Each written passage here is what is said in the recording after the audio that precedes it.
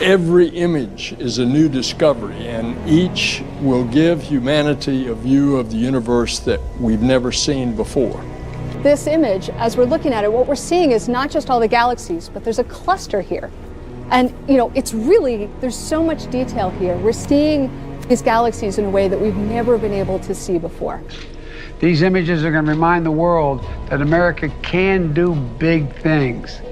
And they remind the American people, especially our children, that there's nothing beyond our capacity. Nothing beyond our capacity. Today represents an exciting new chapter in the exploration of our universe. This telescope is one of humanity's great engineering achievements. This stunning vista of the cosmic cliffs of the Carina Nebula reveals new details about this vast stellar nursery. First of all, of hundreds of new stars that we've never seen before. We see examples of bubbles and cavities and jets that are being blown out by these newborn stars.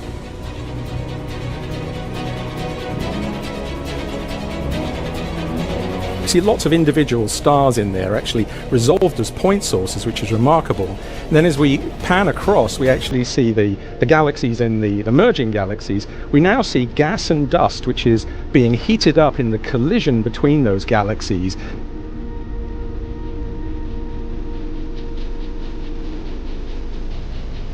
What you're seeing here is a telltale signature, the chemical fingerprint of water vapor in these atmospheres. There's evidence of clouds and hazes because the water features are not quite as large as we predicted.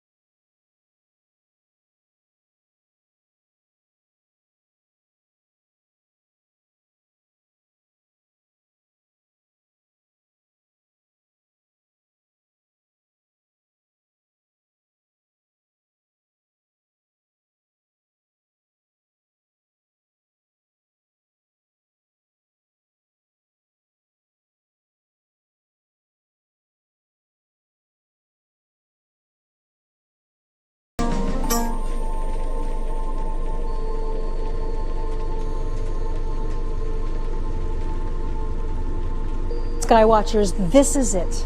This is the day we get the first science images back from the James Webb Space Telescope, and you've got a front row seat to the cosmos.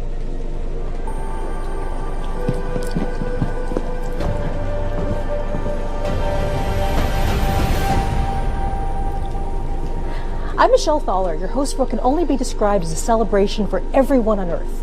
So think about this. Light from the earliest days of the universe has been traveling to us for billions of years. Just over the last few weeks, we've captured some of that light with a telescope that sees the universe in an entirely new way. And today we share the very first results. So longtime space fans are going to know who this is. This is Dr. John Mather. He's the senior project scientist for the Webb Telescope and a Nobel Prize winner. And John, I couldn't be happier to be here with you today. Thank you. It's a thrill to be here for this very special day. How are you feeling? I am thrilled and I'm relieved because you know when you start something this big, you know there's always a possibility it might not work. It did work. We are so proud. And you've been on this project for a very long time, right? Yeah, started in 1995. We had just finished measuring the Big Bang. We measured it with the Cosmic Background Explorer satellite that we built right here at Goddard. And we measured the spectrum. We measured there are hot and cold spots in the Big Bang. So we said, now we know it all, how it all got started. But then what happened after that? So then I got a call from NASA headquarters. Would I like to work on this new telescope that's going to help answer those questions? What happened after the Big Bang? How did the galaxies grow? How did the first black holes grow? What happened all the way from there to here? So this is our time machine, and I just wanted to be part of it. I am so thrilled that we got a chance to do it. One of the things that I remember you saying, this is kind of amazing, that after you win the Nobel Prize, you thought that this mission was the most important thing to work on. Absolutely. It's the next question. After you know how it started, what happened then? And, you know, suddenly we now have the technology to do it. We didn't have 50 years ago. Didn't have the technology 25 years ago, even when we started this. We had to invent things along the way, so we did that. And here it is. Well, thank you. We'll be back to you in just a moment. So at the moment, we're going to talk about the way that Webb is a completely new way to explore the universe. So today, the mission releases its first science images and gives wings to the dreams of so many people who worked so hard for so long to make this possible. For everyone on Earth, this is your telescope. This is the largest, most powerful observatory ever put into space. It's the product of thousands of people working for more than 2 decades. This is a mission that's singularly focused on the biggest questions in science. So the following phrase is often used too easily, but today actually does mark the dawn of a new era. Today, the Webb mission is open for scientific business, and this is just the beginning. The best is yet to come. So, John, one of the things you told me about is that you really want to make sure there are some people that get thanked, people that put a huge amount of effort into this. Absolutely. Our current project manager, Bill Oakes, took the project from a time of trouble when we didn't exactly know how we were going to get this to work, and got it all the way to the end. Here it is working, and it's because of Bill made this worldwide team. 20,000 people around the world were involved in making this thing all work, and Bill has been there every day making sure that it would happen. So other special person is Senator Barbara Mikulski. She saved our telescope, and she saved the telescope before us. She made sure after the Hubble telescope was launched and it was not in focus that we would go up and fix it. She made sure that happened. When the Webb telescope needed more resources, she made sure we could get that. So Barbara, we thank you. Well, it is such an honor to be with you, Jay. I mean, it's been a pleasure to be working with you through this whole thing. Thank you so much. Congratulations, and go Webb. Thank you. So this broadcast, much like every part of this mission, is a partnership. On our journey to explore distant places in space, we've been joined by intrepid travelers from around the globe. We have so many extraordinary collaborators. So let's check in with our partners who will be sharing the stage with us today as we reveal Webb's 5 first science images. From the European Space Agency, I'm joined by Katie Haswell in Darmstadt, Germany. Katie.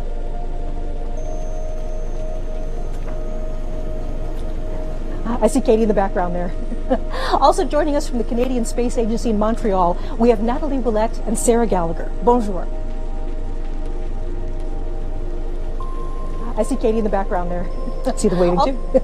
And so naturally, we're also going to be visiting the nerve center of this mission, the Space Telescope Science Institute on the campus of Johns Hopkins University in Baltimore, Maryland. And there we have Alex Lockwood and Carl Gordon, and they're going to give us updates and more. Good morning. Great. So we'll be back with our international partners shortly, where they'll each reveal one of the new images. But today we're also going to be joined by millions of science fans from around the world. Many are gathered at watch parties just for this event. So here we are really going international. So I'm beginning with Bhopal, India. Do we have a signal from Bhopal? Yes. Excellent. Welcome to NASA. Hello, everybody there. Wonderful to be talking to you today, all the way in India.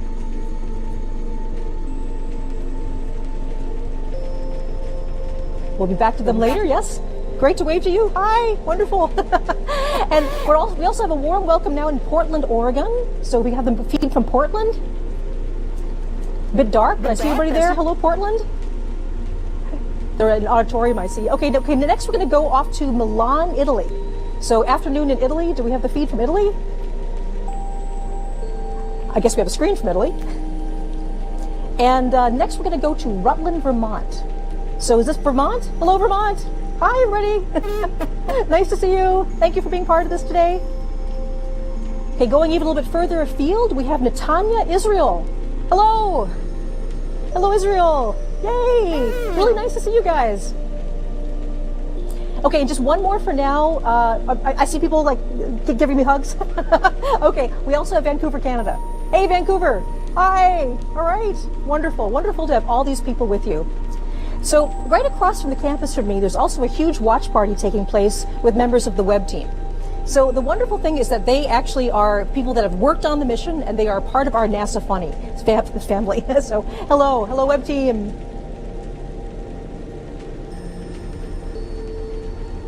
There they are. Yes. A lot of people I recognize there. So it's incredibly important to me personally, and also to all of us at NASA, that the universe belongs to everyone. And we are thrilled to share this day with fans everywhere around the world. We'll say hello to some more later in our broadcast. So now it's time to start the main event. What you'll see over the next hour will be a collection of images newly processed by the Webb science team. Only a tiny handful of experts have seen the images so far, and I can tell you that we have been so excited to unwrap them for everyone.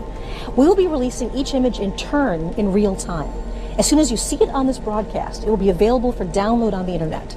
On the screen below, you can see a timeline showing where we are in the show and what's coming up next. And by the end of the show, all 5 images will be available to everyone. So hopefully you can tell I'm excited. Okay, so let's do this.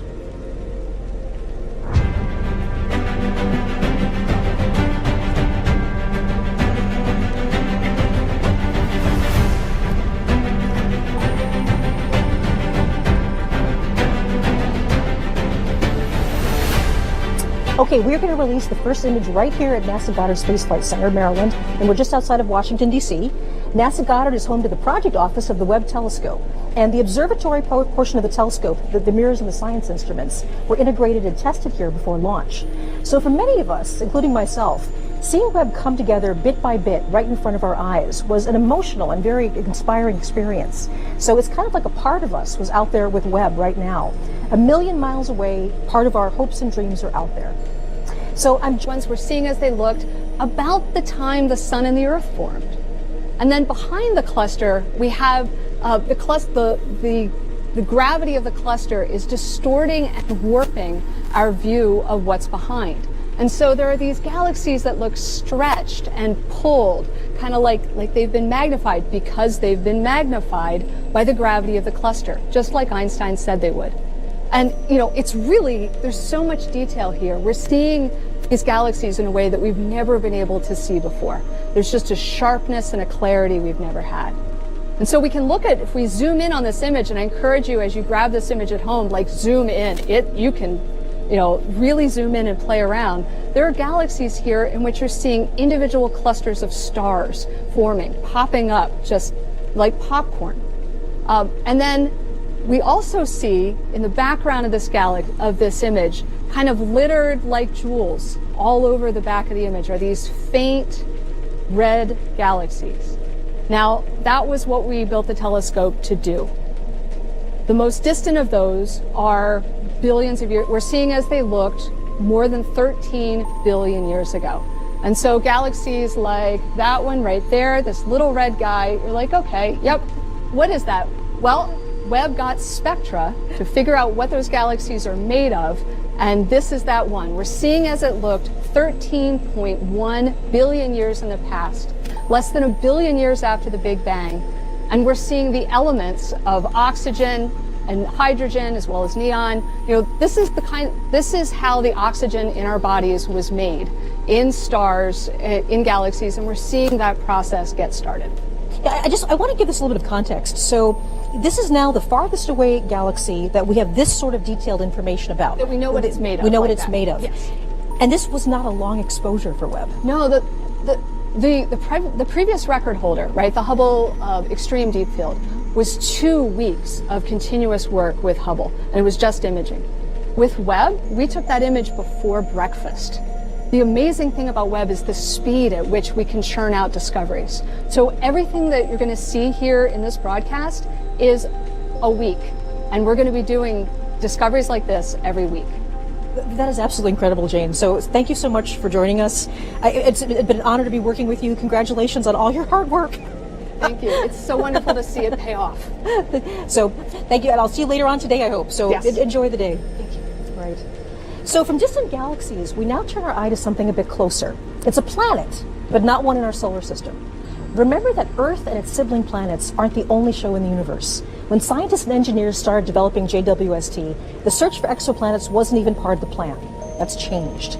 Exploring exoplanets is now a major component of the mission and the subject of our second big reveal of the day. I'm going to send it now to our friends Natalie Willette and Sarah Gallagher at the Canadian Space Agency in Montreal. So again, bonjour.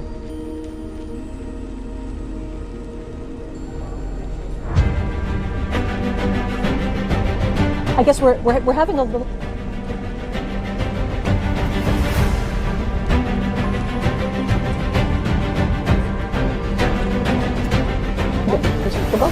Okay.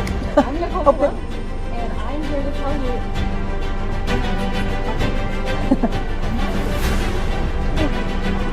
you. Sorry for the brief pause there. We're now going over to Canada.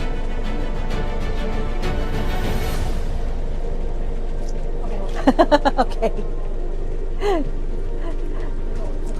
Yep, we're all ready. Yeah. Okay, I apologize. We're having some trouble with the signal from Canada, but luckily for us, we have an exoplanet expert right here, just in case that happened. So this is Nicole Colon, and she's an exoplanet scientist at NASA, and we're going to talk about this amazing new result from a very hot planet, I understand about 1,000 light years away. That's right. The exoplanet is named WASP 96b, and it is this hot, gaseous, giant, puffy planet that it is about 1,000 light years away. So that's why today's release is so exciting, because it teases at what Webb is going to do for such a distance. Absolutely.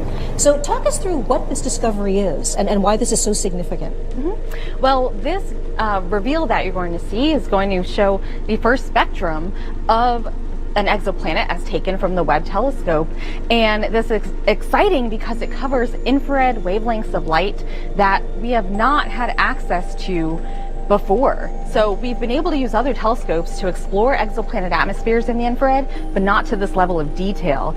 And this is just one sliver of data that Webb is providing us using the nearest instrument specifically. And there's something about infrared that is actually particularly good for the spectrum. So in this case, what we're doing is we're actually going to take the light and break it up into a rainbow and look very, very carefully at how much color is coming in each part of the spectrum. So I believe we have that image, if we can put that up. Okay, yes, I believe we're revealing the spectrum right here. So we now have our spectrum, and this is exactly what you're seeing. As you just described with spectroscopy, what we did was we observed a transit of an exoplanet. We observed the planet as it passed in front of the star. Now, mind you, this is not a direct image. This is an indirect image. So we've seen the effect of what happens when the planet and its atmosphere passes in front of the starlight filters through the atmosphere, and then you can break that down into wavelengths of light, and you get a bunch of what looks like bumps and wiggles to some people, but it's actually full of information content. So you're actually seeing bumps and wiggles that indicate the presence of water vapor in the atmosphere of this exoplanet. So we have the spectrum up here. Is there anything you'd like to highlight particularly? Yeah, absolutely. So we have several features marked here. So I call them features. They're these what I just referred to as bumps and wiggles, but what you're seeing here is a telltale signature, the chemical fingerprint of water vapor in these atmospheres, in the atmosphere of this specific exoplanet. And the other thing we can tell actually is that there's evidence of clouds and hazes because the water features are not quite as large as we predicted. So we can take that and infer that there are presence of clouds and hazes. Right. Now, one thing that we really want to make sure people understand is with this particular planet, this is a hot world. It's actually closer to its star than Mercury is to our sun. And so we're not looking at liquid water here, but we're looking instead at sort of steam, water vapor. Yes, this is an exoplanet. It's about the size of Jupiter, about half the mass of Jupiter. It orbits around a sun-like star, but it does it every about 3.5 days. So it's extremely hot, extremely close in, nothing like our solar system planets, but that's okay because what we're seeing is, again, the first exoplanet data from Webb, and this is just the beginning. We're going to start pushing down to further smaller planets and being able to take measurements just like this with the NIRS instrument that was built by the Canadian Space Agency, but also there's three other science instruments that will add to our knowledge in the infrared, as well as direct imaging modes along with the transit method. So there's a lot more to come. I guess one thing we should mention is not only are we going to be looking at planets that are more like the Earth in the future, but we'll also be looking at planets in our own solar system. Absolutely, yes. We're going to have exciting data from planets in our solar system, from Mars outward, as well as asteroids and comets. So stay tuned for a lot more to come. Thank you so much, Nicole. Thank you so much for telling us about the spectrum, and I'll be seeing you later on today. So we have 3 more big image reveals, and with that, new and more exciting science. But first, let's take a look back at the journey that brought us to this moment. Celebrations like this one are only possible with years of hard work from a cast of thousands. When a new mission is being built, even the most enthusiastic space fans only get to see dramatic moments in its life cycle, the news and images that come out in updates and press releases. But that doesn't really give you the sense of the huge effort that goes on behind the scenes every day. The plans, schedules, and organization to keep everything moving forward really happens, for the most part, out of people's gaze. Webb started as an idea that took root at NASA Goddard. It grew first into planning teams, research projects, schematics, requirements. Then it began the long journey to become real with the development of new technologies, cutting-edge engineering, and finally fabrication, putting it all together. Let's take a brief look back at the visionary journey to how we all got here today. So today was the final closeout of the purge. Okay, guys, I can hear Rupa, but... It's a pretty emotional moment to be in there and actually, you know, closing it up for the very last time, right? You know you're the last one to touch this, and so that was the final operation, and once that fitting is closed out, there's no more touching of the vehicle. We're ready for launch.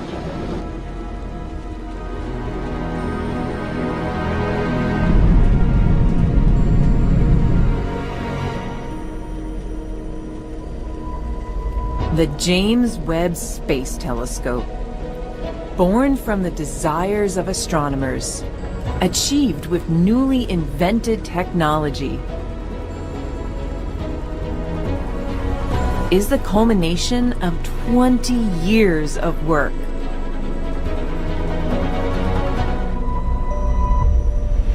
Humanity has unlimited questions about our universe. Engineering a way to investigate them requires enormous creativity. Webb has been a trade-off between engineering performance, what the astronomers want, risk. In fact, when we started 20 years ago, we were actually looking at an 8-meter telescope. Developing the most sensitive instruments. And testing, and more testing.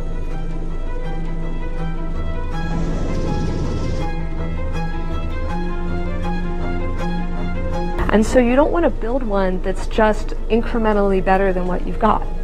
Because if that's the case, you would just observe longer on the telescope that you already got.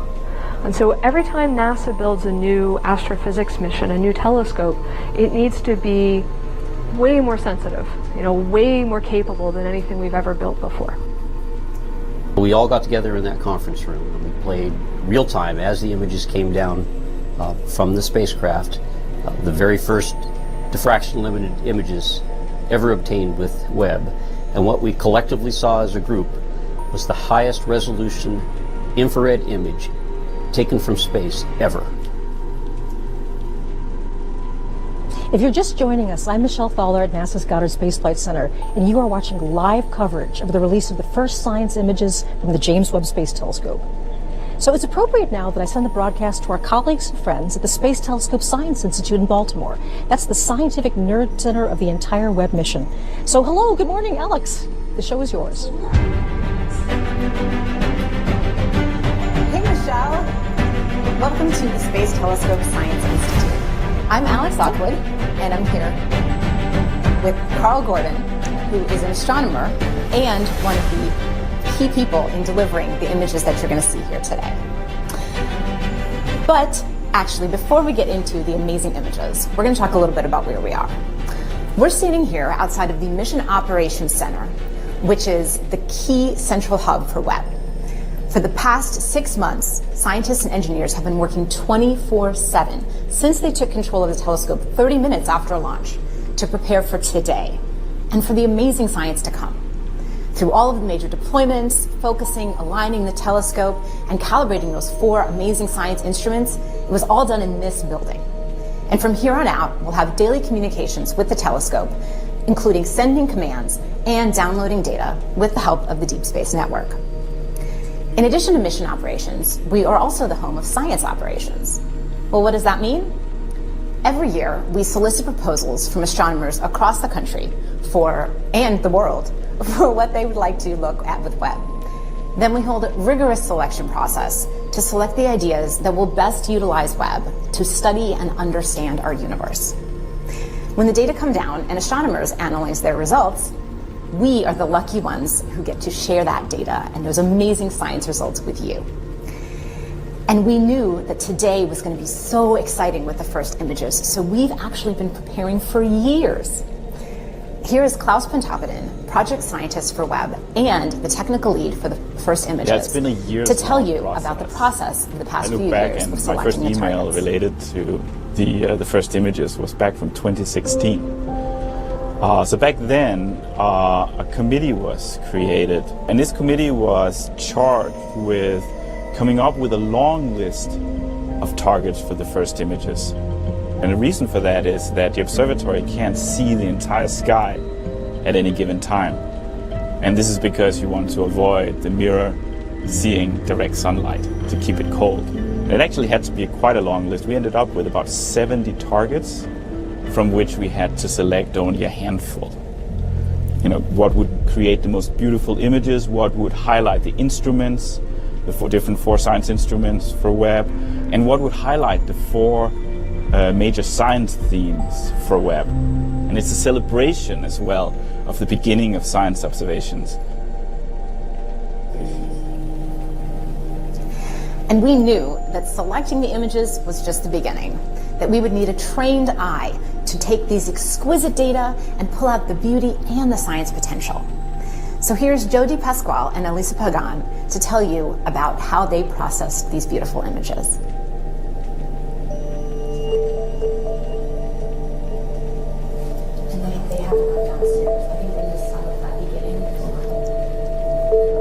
We're basically translating light that we can't see into light that we can see by applying color like red, green, and blue to the different filters that we have from Webb. And the reason we want to color the images is because there's actually more that you can get, more information that you can get from the image if you see it in color. So it's a matter of picking and choosing filters and colors that enhance the details and the structure in the image itself. The shortest wavelengths of infrared light and assign those blue colors, and then move our way down to green and red as we go to longer and longer wavelengths. And then we additively combine those together to get our full color image. But there is a lot of aesthetics that are involved in this. Painstakingly going through and cleaning these images up with an attention to detail, a level of detail like at the pixel level in every image. So when I'm working on the astronomical data, it is this sort of marriage between art and science. When you're choosing colors for the filters, you really are trying to show the different details and the processes that are happening in the astronomical images. But at the end of the day, you want it to be very compelling. You want it to be very beautiful because space is beautiful.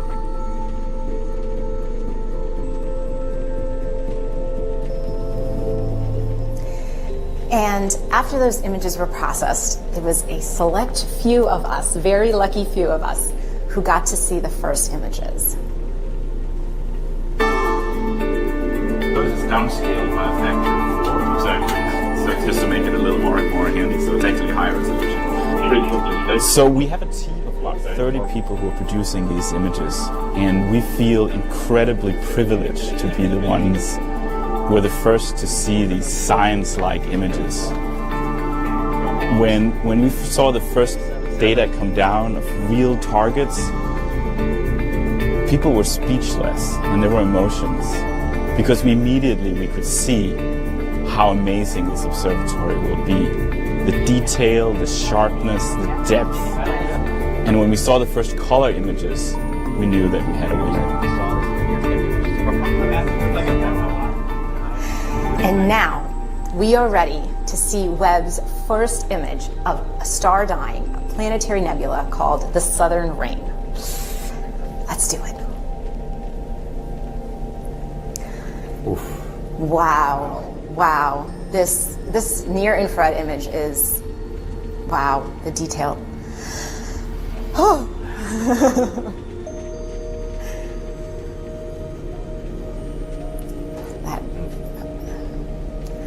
Wow, okay, well, here we are. We have a near-infrared image on our left, or on maybe your right. And here on the right, we have a near-infrared image. And so I'm here with Carl, our astronomer specialist. Can you tell us what we're looking at in these images?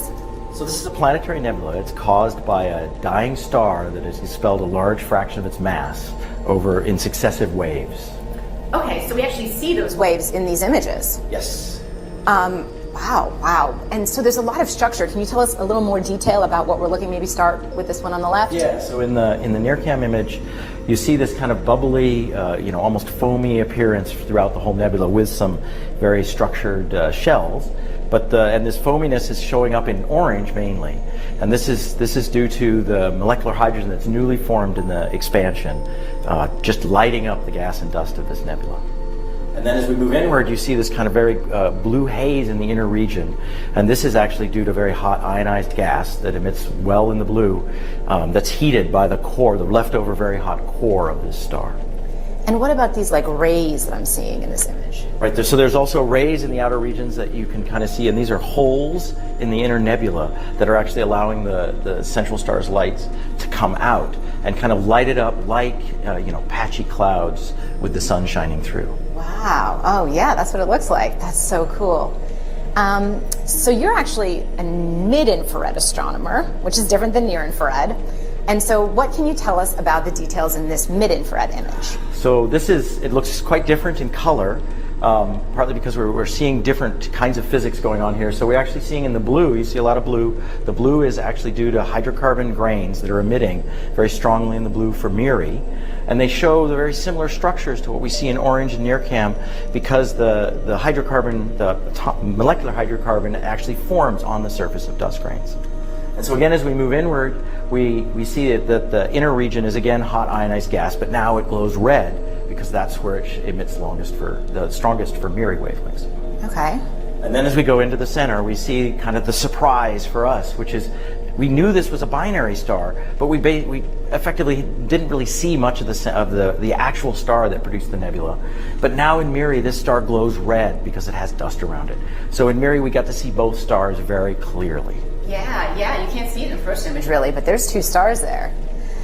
So that's a fun surprise. And I think that there's another little Easter egg you want to tell us about? Yeah, so this was, the Easter egg is this kind of narrow filament up in the top that's radially aligned. You can kind of see it very clearly in the MIRI image. It shows up as this blue structure, and it points very much to the central sources. So I thought, oh, this must just be a density enhancement in the outer nebula.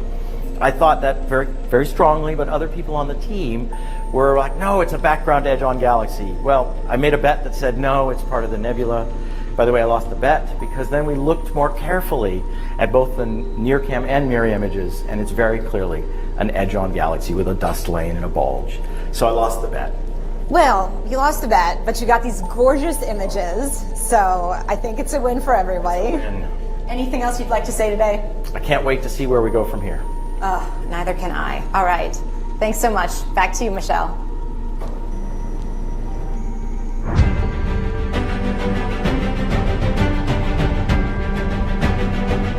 Thank you, Alex and Carl. And I have to say that image is absolutely spectacular.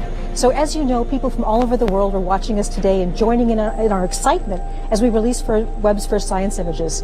We've been checking in with our colleagues in Europe and Canada throughout the program, but we also want to take a moment to include the people at the oh so many viewing parties scattered around the world like stars in the night sky. So let's check in with some of them now.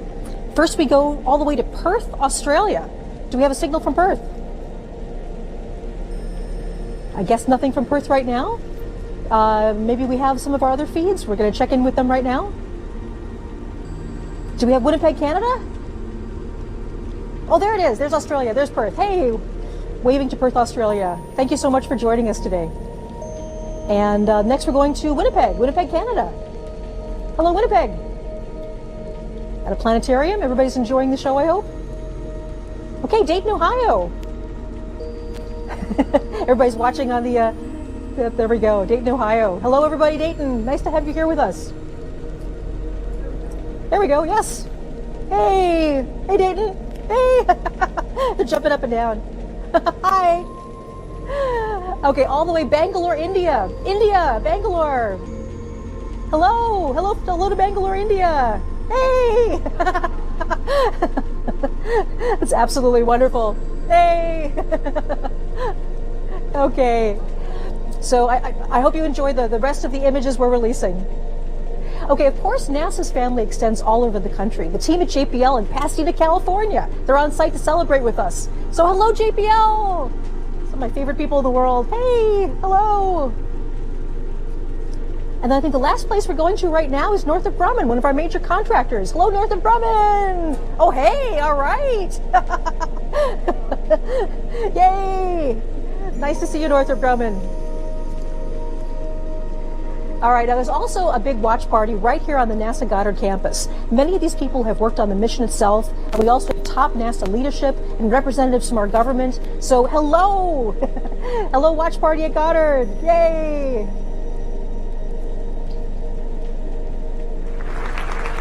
Okay, wonderful. So, I mean, at NASA, we are so fortunate to have all of these friends and colleagues around the globe. A major partner in the Webb mission is the European Space Agency. ESA contributions have been essential to so many aspects of this project, including Webb's spectacular launch on the Ariane 5 rocket last December. I'm very pleased to turn over the show for a few minutes to Katie Haswell. She's joining me from the European Space Operations Center in Darmstadt, Germany. Hello, Katie. Good afternoon.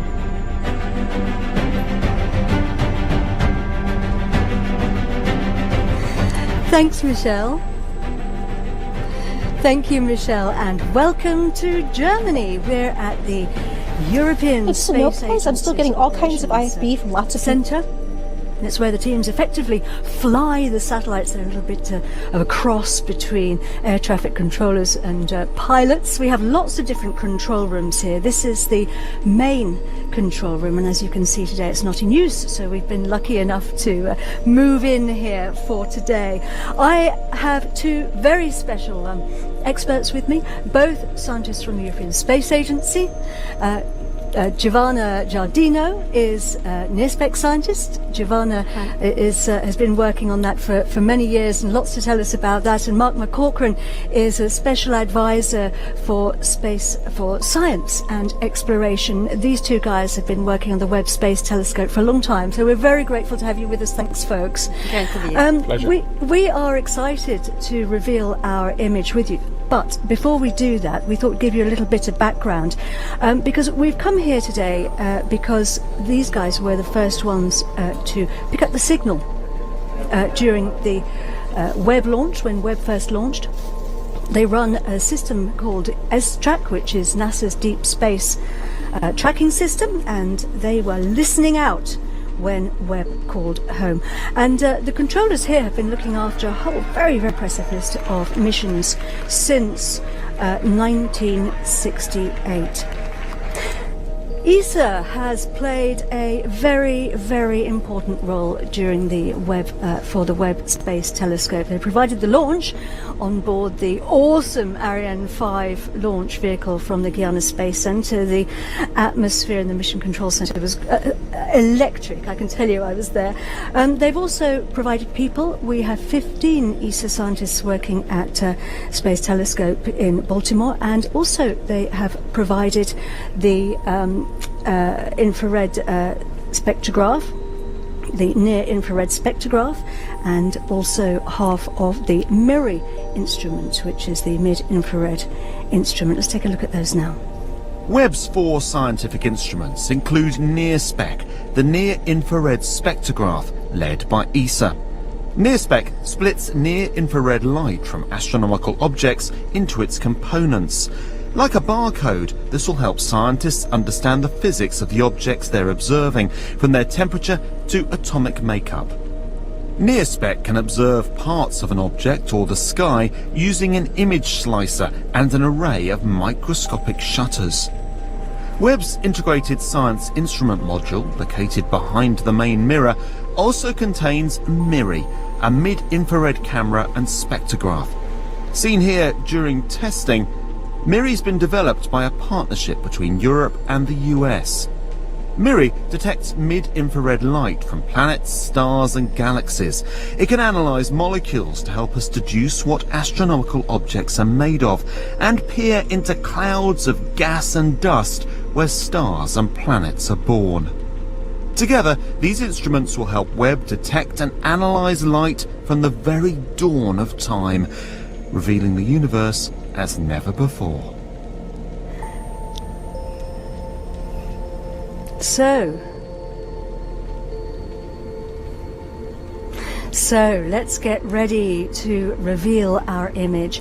And remember that one of Webb's jobs is to find out about galaxies, more about the galaxies, but also to help us to understand how they change. And this image is going to be very, very useful for that. Let's reveal it now. There it is. It's called Stephan's Quintet, and it's wondrous. Giovanna, what are we looking at? Yes, like it's a quintet, so we are looking at 5 galaxies. Galaxies are this giant structure that, as we see everywhere around us in the universe. They contain from million to 100 billions of stars, and in fact we live in one of them, the Milky Way. And here we see 5 of them. This is a closer galaxy in the foreground, and these 4 are at a distance of about 300 million light years from us, and are locked in a close interaction, a sort of cosmic dance driven by the gravitational force. You can see here these two in a process of merging within each other. This is a very important image, an area to study, because it really shows the type of interaction that drives the evolution of galaxies. That's the mechanism of galaxies' growth. I love this image of the cosmic dance moving through each other. Mark, there's a lot going on though in this image, isn't there?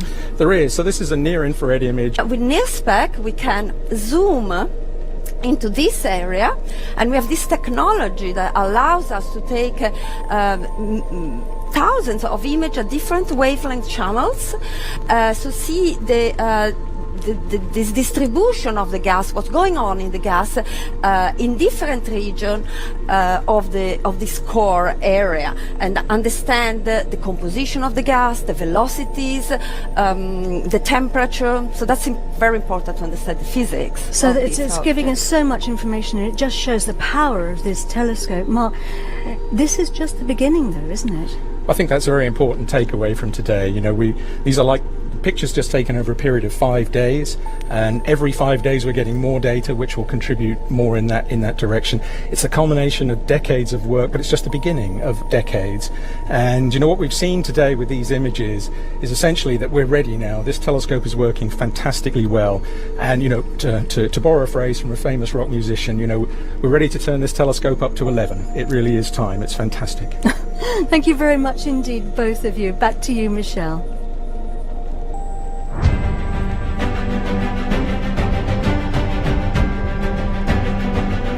Thanks, Katie. It is so great to have you and your colleagues with us on this historic day. So before we get to the fifth and final image reveal of the day, it cannot be said enough that an achievement like the James Webb Space Telescope is something bigger than any one of us. It's bigger than any organization, any country. This truly takes a planet.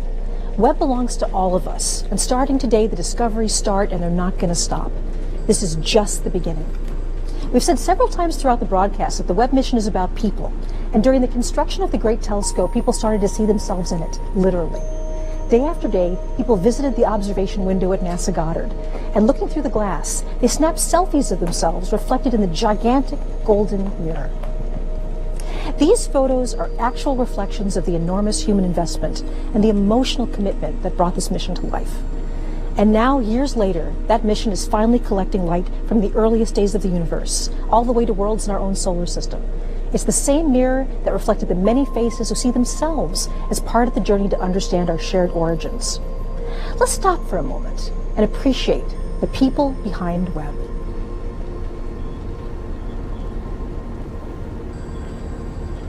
Okay, it's time now for the last image to be revealed. Here we go.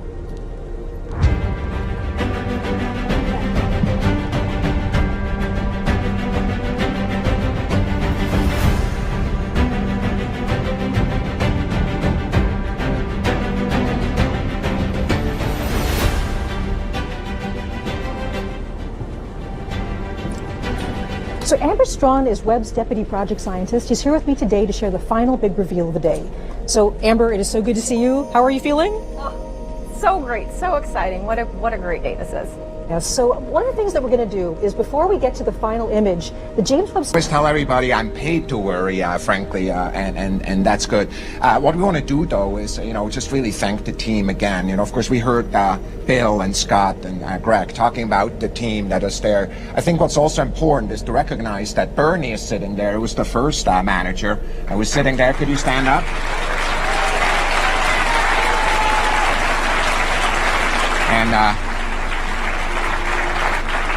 And I want to mention that Phil Sabelhaus, who was a manager also during that time, is no longer with us, but his heart is with us today. Yeah. I have to tell you, John, after each one of these milestones, I called a lot of people. I called Bernie, for example, and I called people who are at my job and people who are administrators, because there's many of them. And I just wonder how you feel about the team. Just give you the word here. I am just so thrilled that we had a privilege to assemble such a brilliant team. We drew from the best of the best, and here we are. So my extreme deep thanks go to all the people who built that team. Not only to Bernie, who started us and helped us build up all the technology, to Phil, who made sure we would have a plan, and then when we didn't have quite enough money, to Bill, who pulled it all together and made it get all the way to the end. I am so thrilled that we had so much talent to draw on. And here we are, we have the support of the country and the world to take on this immense challenge. You know what I'm most excited about? There's tens of thousands of scientists, and frankly, some of them just got born, or not even born, who are benefiting from this amazing telescope, because it will be with us for decades. It will be. It took us about 25 years to get here, since 1995, and we have at least 25 to go, I hope. So look, we are in a sense of these images, the art that is out there in the sky, revealed for the first time. We're thinking of the team and we're thanking them. John, thanks to you, thanks to all of you, and back to Michelle. Thank you so much, Thomas. And this entire collection continues to just absolutely astound me. Okay, Amber, so here it is. Can you walk us through the final image reveal? Absolutely. Here we go. The last image is, wow, look at that. So, Amber, can you tell us a bit about what we're seeing here? Of course. This stunning vista of the cosmic cliffs of the Carina Nebula reveals new details about this vast stellar nursery. Today, for the first time, we're seeing brand new stars that were previously completely hidden from our view. There's something you want to point out here? Absolutely. So honestly, it took me a while to even figure out what to call out in this image. There's just so much going on here. It's so beautiful. One thing that really stands out to me is you sort of get this sense of depth and texture from this new data. There's a lot going on. To call out a few specifics, first of all, in general, the Carina Nebula is a nearby star-forming region within our own Milky Way galaxy, about 7,600 light years away. And in this view, we see some great examples, first of all, of hundreds of new stars that we've never seen before. We see examples of bubbles and cavities and jets that are being blown out by these newborn stars. We even see some galaxies sort of lurking in the background up here.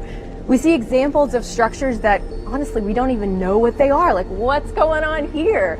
The data is just so rich. And there's something really special about the infrared. Infrared can actually see deeper into these star-forming regions. Absolutely. That's one of the great things about infrared, is it really does reveal what's going on here in a really cosmic sense.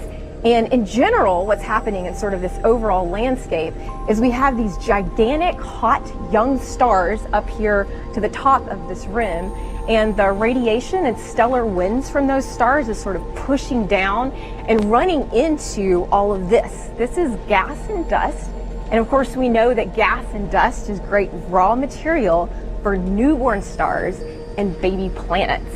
But there's a flip side to this story, and also a little bit of a mystery, because these same processes can serve to sort of erode away this material and stop star formation.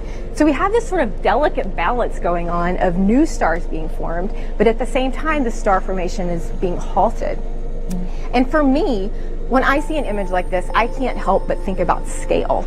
You know, every dot of light we see here is an individual star, not unlike our sun, and many of these likely also have planets. And it just reminds me that, you know, our sun and our planets, and ultimately us, were formed out of the same kind of stuff that we see here.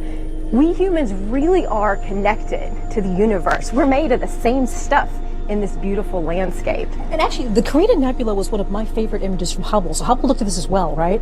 Absolutely, yeah. The Hubble image of this is also spectacular. We saw it in a different kind of light when Hubble took an image of this particular nebula. And then you can see amazing things with Hubble, but when we zoom into this new image, we're able to see so much more detail. And of course, all of us, you know, I grew up on Hubble, and all of us love Hubble, and I'm so excited to see what these two amazing observatories are able to do really in tandem with each other. Thank you so much. And again, congratulations. It's been a pleasure to be working on this with you. I'm just amazed by what's been going on. Thank you. So as we're wrapping up, one of the things that I really have to say is the journey that we've been going on is so very dramatic for me. So we've gone all the way from the birth of stars, and we have all the way from the distant galaxies to the birth of stars. This is where we all began. This was the whole point of the James Webb Space Telescope, to figure out our origins from the very, very early days of the universe to star and planet formation very nearby. So right now I'm very honored to have our last special guest. This is the administrator of NASA, Bill Nelson. An honor to be with you, sir. Hey, what a pleasure. What a banner day. It's clear that Webb represents the best of NASA.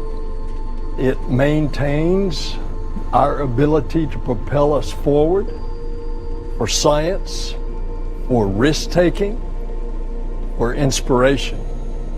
And we don't want to ever stop exploring the heavens, nor stop daring to take another step forward for humanity. In the words of the famous Carl Sagan, somewhere something incredible is waiting to be known. I think those words are becoming reality. Absolutely. Thanks, Michelle. An honor to have you here. Thank you very much. Wow. So this is a celebration for all humanity. If you've ever looked up at the night sky and wonder, whoever you are, wherever you are, this is your telescope. And we also salute the thousands of people who have dedicated part of their lives to making Webb a reality. I also want to give a big shout out for the superb media team who's helped bring Webb's story to the world. This broadcast is a joint effort of the superstar producers, animators, and social media specialists at the Canadian Space Agency, ESA, NASA, and especially the Goddard Space Flight Center. Webb captures light in distant colors that the eye can't see, and you've actually made this visible to the world. So finally, if you go to nasa.gov/web-first-images, you can download all of the images and data we've just shown in full resolution, and check back often. From now on, we share new discoveries and exciting new destinations around the universe. July 12th, 2022 marks a huge day for science, and it's only just the beginning. For everyone at CSA, ESA, and NASA, I'm so very pleased you could join us. I'm Michelle Thalberg. Go Webb.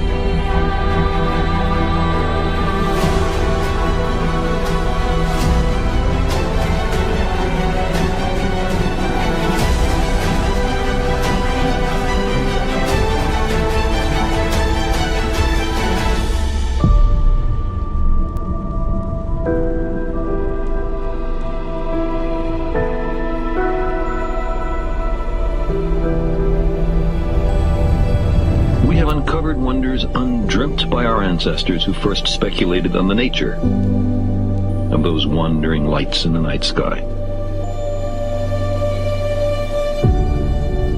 We've crossed the solar system and sent ships to the stars. But we continue to search. We can't help it. A central element of the human future lies far beyond the Earth.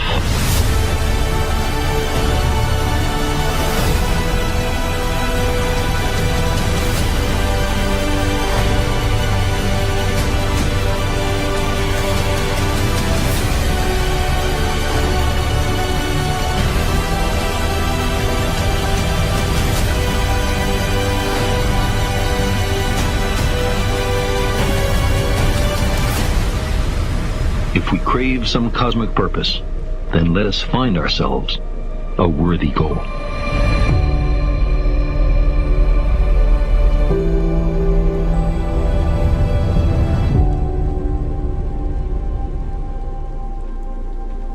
Hello, and welcome to another episode of NASA Science Live, an opportunity for you to interact with NASA experts and have your questions answered live on air.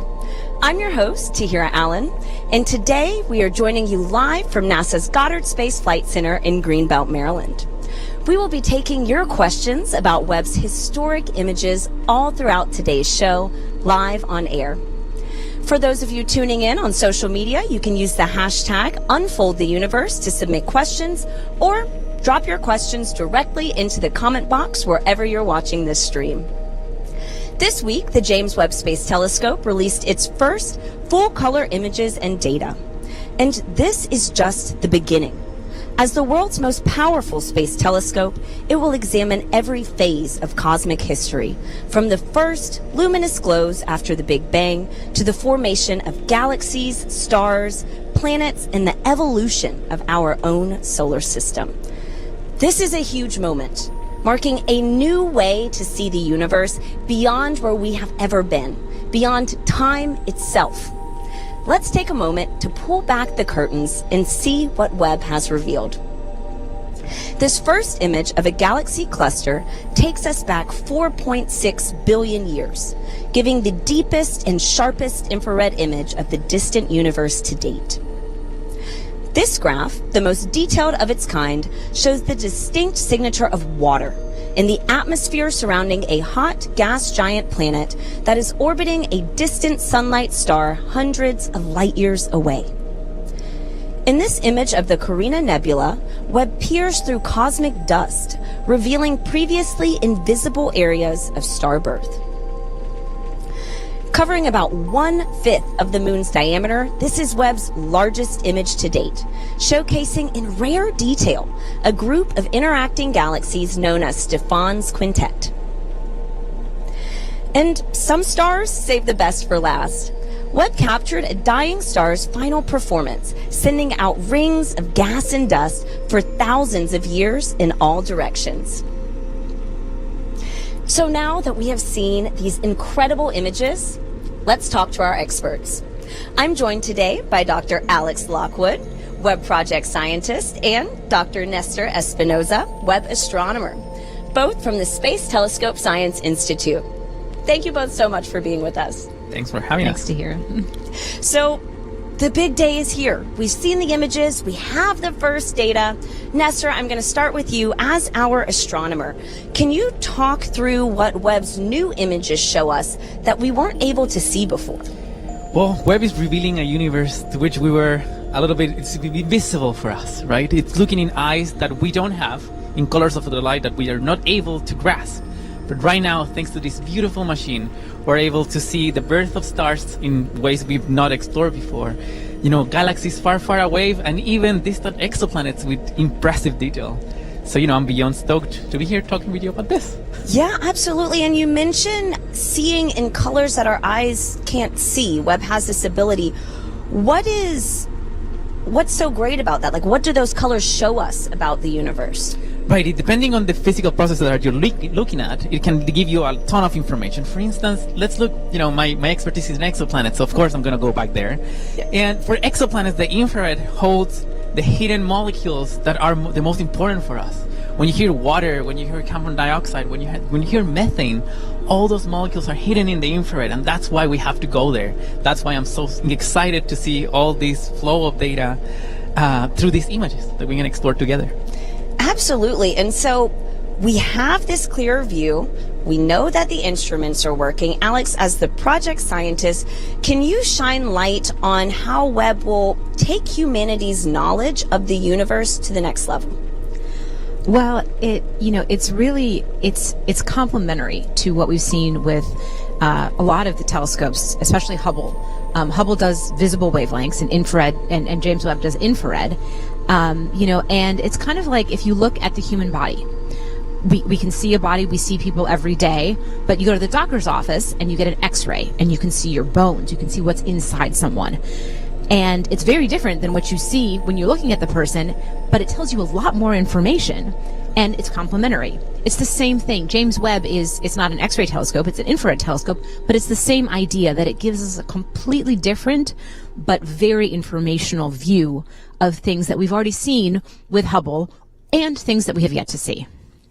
Amazing. And so it's my understanding too, this is just the start for Webb.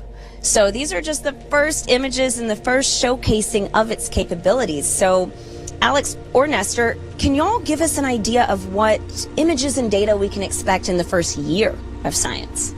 Yeah, absolutely. There are lots of programs that are scheduled from astronomers across the world. I think there's over 40 countries that people have gotten data that they're going to get data from.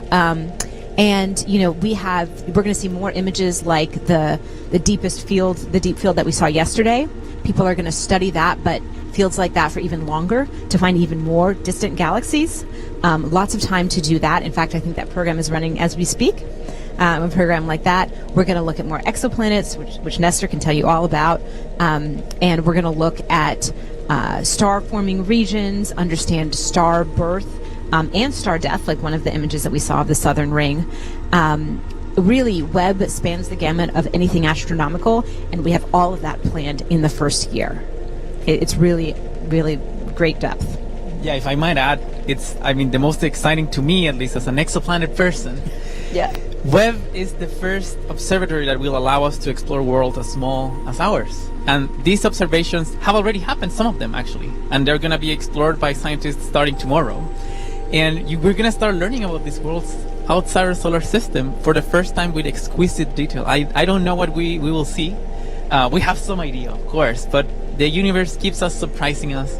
And that's what I'm most excited about, the unexpected. That is amazing. And so it wasn't the WASP exoplanet that we characterized the atmosphere. That was light years away, wasn't that? It was 1,000 light years away. It's very, very far away. But even though it's so far away, Webb has such a huge mirror and such precise instruments that we can see, water features you're seeing right now with exquisite details. I don't even have to show you a model. You can see the wiggles going around. Each of those wiggles, it's water vapor in the atmosphere of this exoplanet 1,000 light years away. Imagine what we can do with this. No, seriously, that's why I'm getting so excited. Like, it's crazy to think about and just to wonder what is going to come next. This is amazing. This is so exciting. And we have so many questions coming in online. So I'm going to take a pause and we'll take some questions from our viewers. As a reminder to those tuning in, you can submit questions for our experts on today's show by using the hashtag #UnfoldTheUniverse on social media or by dropping your question directly into the comment stream wherever you're watching from.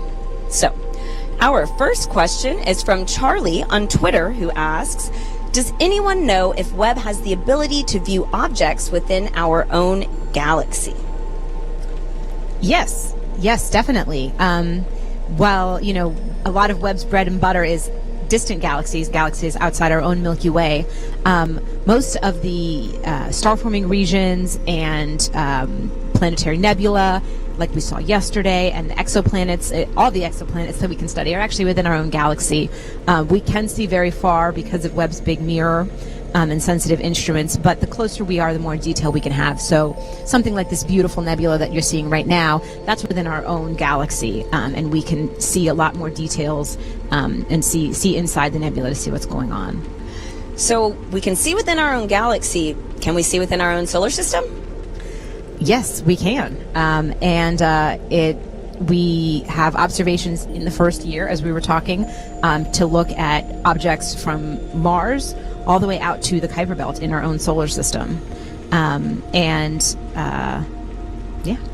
I mean, that's amazing. That's really exciting to think about. It's going far. It's going close to home. It's going to be great. And so let's move on to Nick from Facebook, who asks, can the JWST be pointed towards an exoplanet and get a clear image of it? Nestor? Well, actually, part of the observations that are going to be made, it can get what we call a direct image, which is really like a little blob in a plot, so you won't be able to see these artistic representations that you typically see from these exoplanets. But we can get direct light from some very young, hot, and distant exoplanets out there. So there's some modes. In particular, there's one mode that it's called a coronagraph, which is like, when you're in the street and there's too much light and you put your fingers on top so you don't get too much light on top. Mm-hmm. That's exactly what we're doing with the star that the planet orbits. So we try to block it with a little needle, basically, mm-hmm. Which we have some ways of doing it on board, and we're able to see like a little dot going around, and that's the planet. So yes, there will be some observations of that with Webb, which is quite amazing on its own.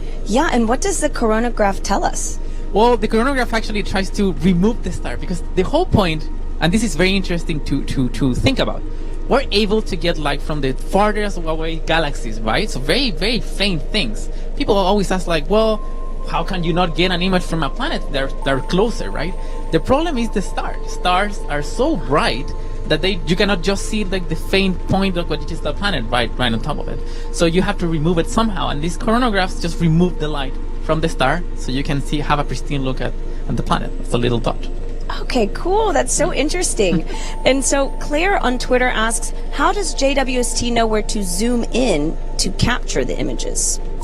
That's a good question, and that is actually decided by astronomers worldwide. Every year there's a process of selecting the targets, very rigorous. Lots of astronomers get together and look at the proposals without names on them, so they're unbiased, and they say what's the best science for Webb to do. And then once those targets get chosen, then we put them into our calculators on Webb, and we point Webb. But where it looks specifically at any given time is based on the science target, and those are proposed by astronomers across the world. Nice. And isn't Webb just very efficient? I know we were talking before that it's really kind of making it a little easy on astronomers right now. Could any of y'all talk to that? Maybe, yeah, I can jump into that. I mean, the way in which you get from the data to the results, it's incredibly fast. This is a story that we both were part of within producing these very first images. Like the analysis of the exoplanet, in one day we have like one spectrum already. So in one day, these things, with previous instruments, they took like years, like tens of years even for some instruments. But now Webb, it's so stable, it produces data so pristine that you're able to extract information right away from it. So that speaks of its efficiency at observing how the data is reduced, etc. So it's gonna open up, it lowers the bar so people can jump and do science on their own, much faster, much quicker, and much more efficiently. Yeah, and I'll add that deep field image that we saw with all the galaxies in it, that was taken in less than 12 hours with Webb. And a similar image that wasn't as sensitive took over 100 hours with Hubble. And so you're talking about 10 times faster to get even more data. That's really good efficiency. I mean, I think it's safe to say that it was worth the wait. Yes. Webb is doing some great things. So moving on, we have Holger on YouTube who asks, what interesting observation is planned of objects within our solar system? Yeah, that's a really good question. So we are going to look at, just like we're studying with exoplanets, the atmospheres. We're going to look at the atmospheres of planets within our own solar system, the ice giants and the gas giants. There's a lot of beautiful cloud structure in Jupiter and Saturn that we're going to study, as well as the moons of those planets to understand the entire system more. And again, look at these molecules that Nestor was referring to, methane, carbon dioxide, that are very strong in infrared wavelengths. So I actually have a really good follow-up question to that. On Parith Viraj on YouTube asks how these photos are useful for space scientists and other scientific communities. So while we do get this data, I guess, could you talk a little bit about how it might be applied? Sure, yeah. So these images actually, whenever you're seeing these beautiful colors on these images, you're reading physical processes happening in them. And this is the first deep field image. One of the important bits on this, you can see a star there, like the brightest dot there. That's a star. But you can see that why don't we capture so many stars as well is because this is such a tiny image. I mean, that's impressive. It was said when the president was showing up this, that it is like as small as a grain of sand, projected on the sky. So that speaks wonders of what you can get out of this. But yes, stars do photobomb like galaxy images, but we know how to deal with them. Mm-hmm, mm-hmm. And the closest star, we built a giant sun shield to block that light. Yeah. So the sun, yes. That's funny. So Emma on Twitter asks, hey NASA, I was wondering what's coming next. What are the next targets for Webb, and how often will we be surprised with new images and data? That's a good question. Well, I can tell you that during this week, they have been looking at some of the deepest galaxy fields and some of the rockiest planets. So really, I literally, in the past couple of days, they have spanned the gamut of science and distance. And you can anticipate new data and images definitely within the next few weeks. And then I would say that every month at least Webb is going to surprise us. There are already astronomers out there who have taken data that was released today and are starting to analyze them and figure out the amazing scientific results. And so you won't have to wait long, I can say that. Okay, I mean, that's great. That sounds good to me. I'm sure with everybody else. And so we've waited long enough. So you said that Webb's targets have spanned the gamut, spanned all across the universe. Has it captured anything in our solar system already? Yes. So actually, during the 6-month commissioning process, there was an image taken of Jupiter to test some of the modes to make sure that it wasn't too bright, to make sure that we could track Jupiter as it moves across the sky, because objects in our solar system move much faster relative to distant things. And so those were successful images, and you can see them here. Successful doesn't even say anything because they're beautiful. So as we said, we're going to study objects in our solar system, and for Jupiter, one of the very interesting things is the clouds and understanding the cloud structure, which pops out clearly in one of these images. And so this data itself just came out today. As all of the data from the past 6 months was released publicly today. Great. And so we have Marcia on Facebook who asks, there are more than 5,000 known exoplanets, and being able to provide spectroscopy at the level of Webb is outstanding. How many of those exoplanets are scheduled for observation? Oh, that's a good question. In the first year, I remember the list was in the several tens. At least within now, and that there's a beautiful picture that was made by Nicole Colon from NASA, showing the whole span. It covers the span from rocky planets. In fact, one of them, perhaps one of the most exciting one, TRAPPIST-1 system. We can speak more about that later, but that one hosts some planets that might be in the habitable zone, and this system was already the observations are already there. They're already taken by Webb. They cover all the range from rocky planets to giant planets, hot, cold, you name it. All the diversity is out there in this first year, so I cannot wait to see what comes out of this. Yeah. I mean, your energy is like, I can feel it right now, so I'm very excited about this as well. Overview Effect on Twitter asks, what was the exposure time of the released images, and how does the Webb's deep field compare to Hubble's ultra deep field? Yeah, so each of these images, it depends on the image, but yeah, you can see the beautiful comparison with Hubble's image of the same field and Webb's. And as I mentioned before, this image of Webb took, I think it was total 12 hours, and the Hubble field took days. So really a very large difference for time that it took. For the other images that were released yesterday, they were all between 6 and 12 hours apiece, depending on the image.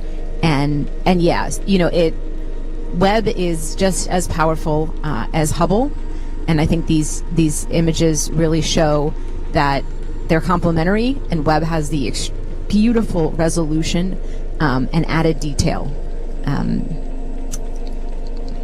I mean, it's amazing. It's like going to the eye doctor and getting your glasses updated. You can see clearly now, and this is incredible. So, Nestor, I've got a good one for you. Wild Dogs OG on Twitch asks, I wonder why NASA looked at WASP 96b first instead of Proxima Centauri or Alpha Centauri or even TRAPPIST-1. That's an excellent question. First of all, the Proxima and Alpha, they're too close, they're too bright, but we'll find ways to figure those one out. Okay. But WASP 96b, it's a very, very interesting planet on its own.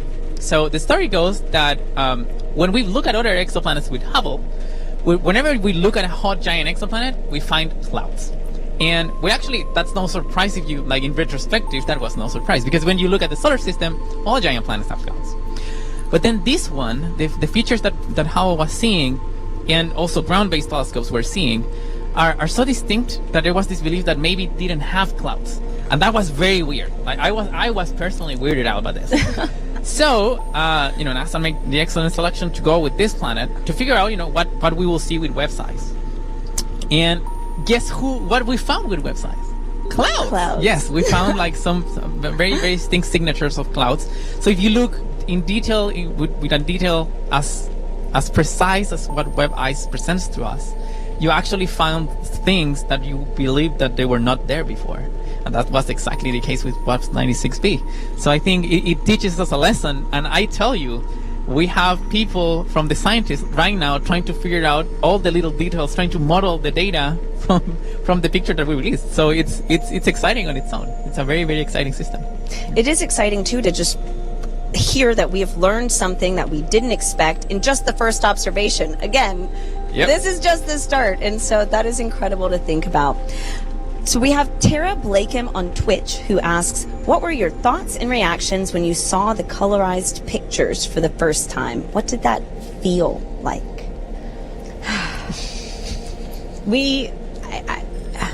When the first image was taken of the Carina Nebula, which is that beautiful landscape that was shown, that we saw yesterday, the first image, just one color of the image, was available. We immediately downloaded it and just looked at the raw data, and I literally teared up because there was so much structure just in one color, and you can see it in the image. The structure equals scientific potential, because those details are where you extract all the nuance in the story and the science. And I teared up. I could not believe how good Webb was. Better than expected. It's been really emotional.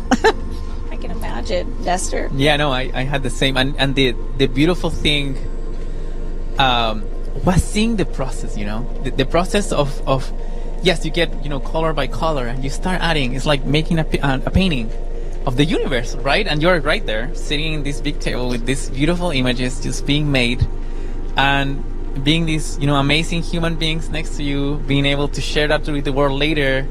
It was a whole experience. So it was a very, people typically think that we scientists, like, very, very smart. This was a very human experience of sharing, of amazing each other, of just peering into the universe with these pictures. It was amazing. Yeah. We sat in a room literally every day for the past month, a group of about 30 of us, scientists and artists, and looked at these data as they came down, and it was a privilege. It was amazing. And yeah, as Nestor said, it was a team effort, and the human element of trying to do the best by this mission, by humanity, to really wow people, and Webb brought it. Yeah, absolutely. That's the best way to put it. So Alex, Nestor, we will be back with you in just a bit to answer some more questions from our viewers. For those of you tuning in, keep sending your questions online. You can submit them using the hashtag #UnfoldTheUniverse on social media, or by dropping your question directly into the comment box wherever you're watching from. The Webb Space Telescope is just starting its science and still has so much to reveal about our universe. The newly released images have given us a never-before-seen view of the cosmos and reminded us how science and art are so beautifully woven together. As the telescope continues to peer into the great beyond, what do you think Webb will see? Show us by creating art. You can sing, you can dance, you can write, you can paint. In this case, the universe is literally the limit. Share a photo or video of you and your creation using the hashtag #UnfoldTheUniverse for a chance to be shared on NASA's website or social media channels. Need some inspiration? Let's take a look.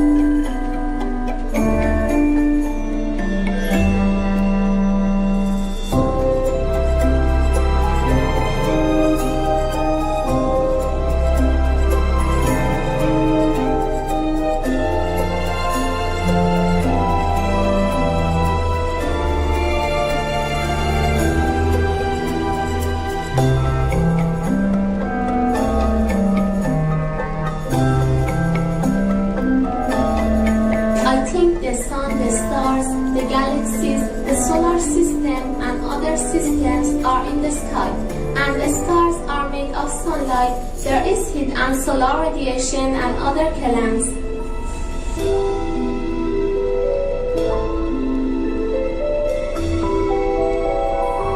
Este telescopio puede tomar muchas fotos y bonitas.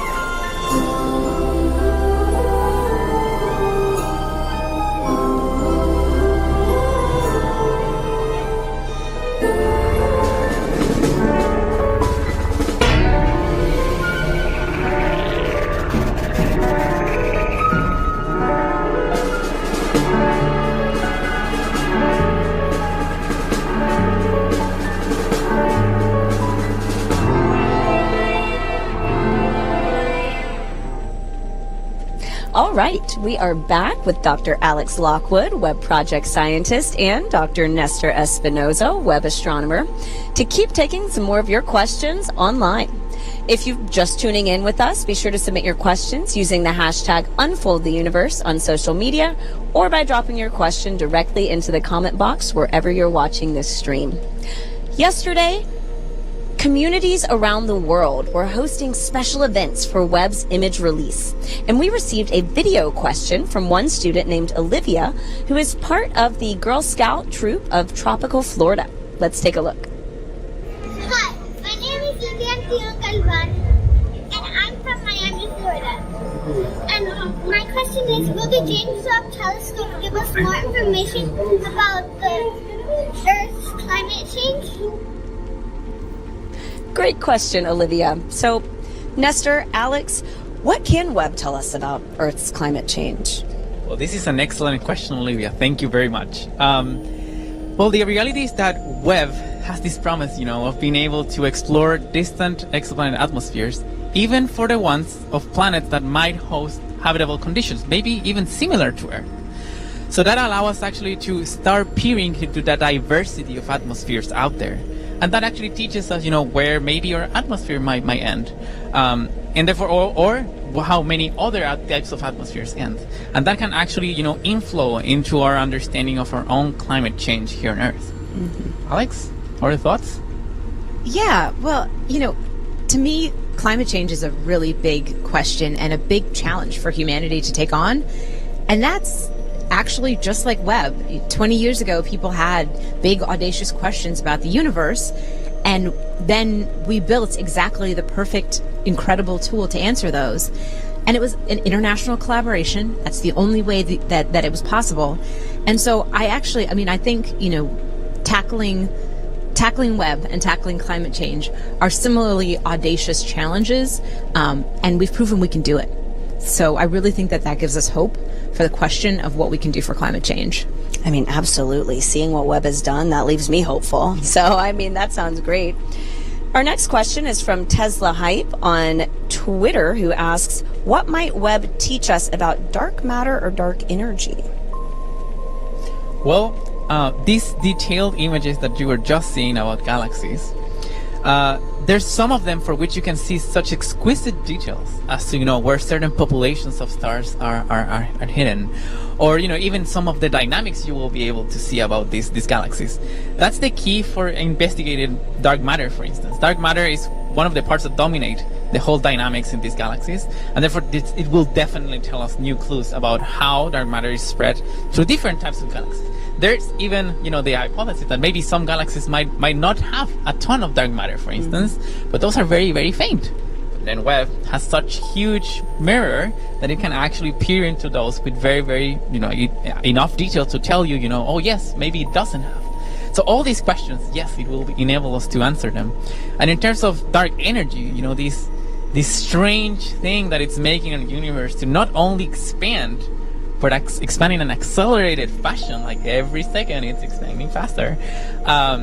Because Webb can reach out to the most distant galaxies, it can actually teach us a ton about how this expansion happens at different positions, at different times even. So yes, definitely, it will allow us to peer into details that we have not had the chance to before, for sure. Yeah. So one thing that I think is really cool is how we tend to use different telescopes. You know, we use data from multiple different telescopes to get an even bigger picture of the universe. So will Webb be complementary to any of the other space telescopes that are already out there, or that might be coming up in the future? Alex, you want to take this? I mean, absolutely. You can already put Hubble and Webb images side by side, and you see that there's additional information that you can get from both of those images. And, you know, in terms of studying the scales of the universe and dark matter and dark energy that we were just talking about, the LIGO mission, the LIGO telescope that measures gravitational waves, it has found some incredible pairs of rotating neutron stars that helps us understand Einstein's original equations. Webb has the ability for when a unique phenomenon like that happens, Webb has the ability to stop what it's doing and go look at that to provide additional information.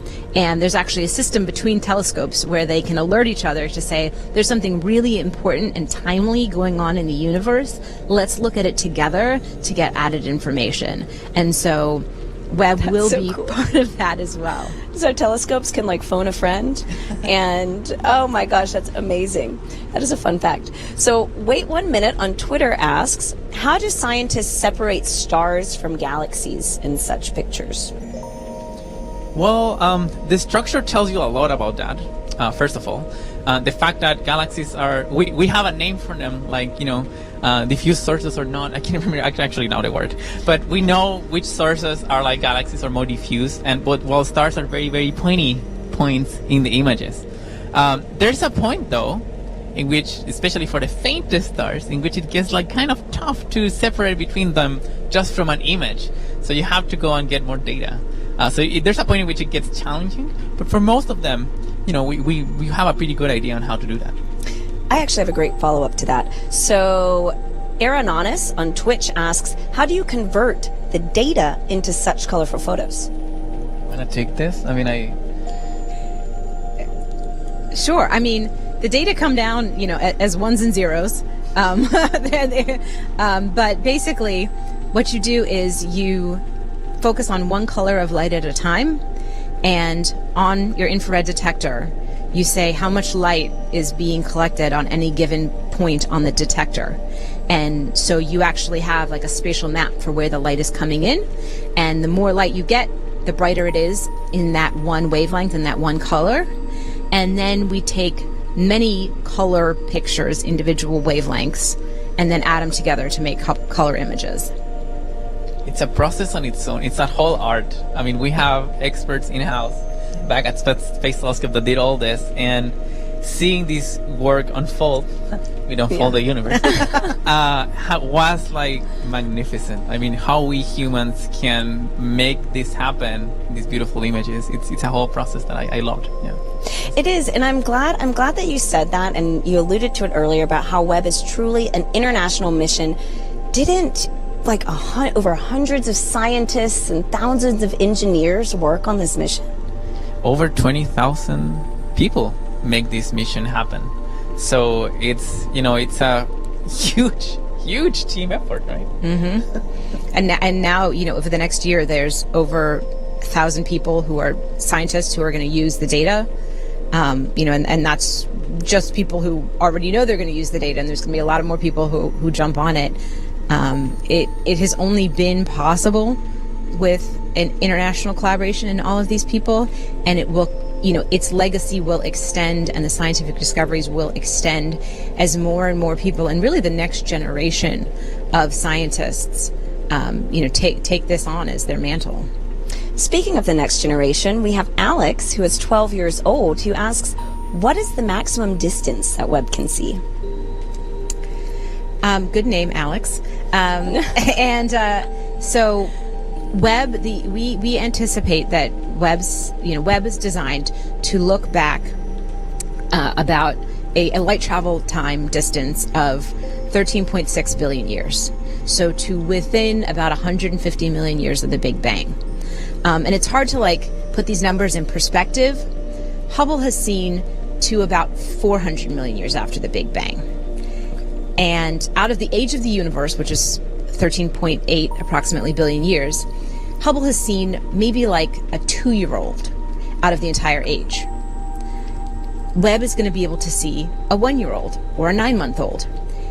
And Nestor and I have young children. We can tell you that there is a ton of change that happens between 9 months and 2 years.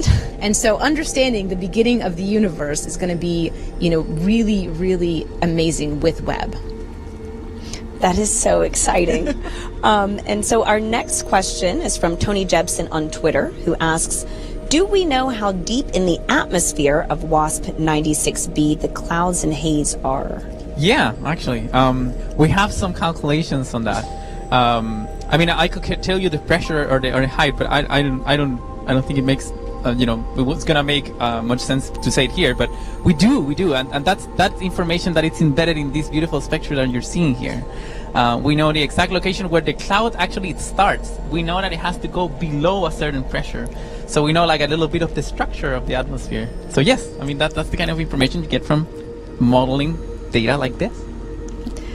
That is so exciting. And so we have Megan Carroll on YouTube, who asks, regarding the fantastic image of the dying star, would the supernova of one star cause the destruction of the other? So I believe there are 2 stars in that image. And how large is that explosion? So that's a good question. There are 2 stars in this image, and the one that you actually can see that looks brighter, that actually has the strong diffraction pattern, that's actually still alive and well. It's a hot star. The one that only really appears in the mid-infrared image, that's the star that has died.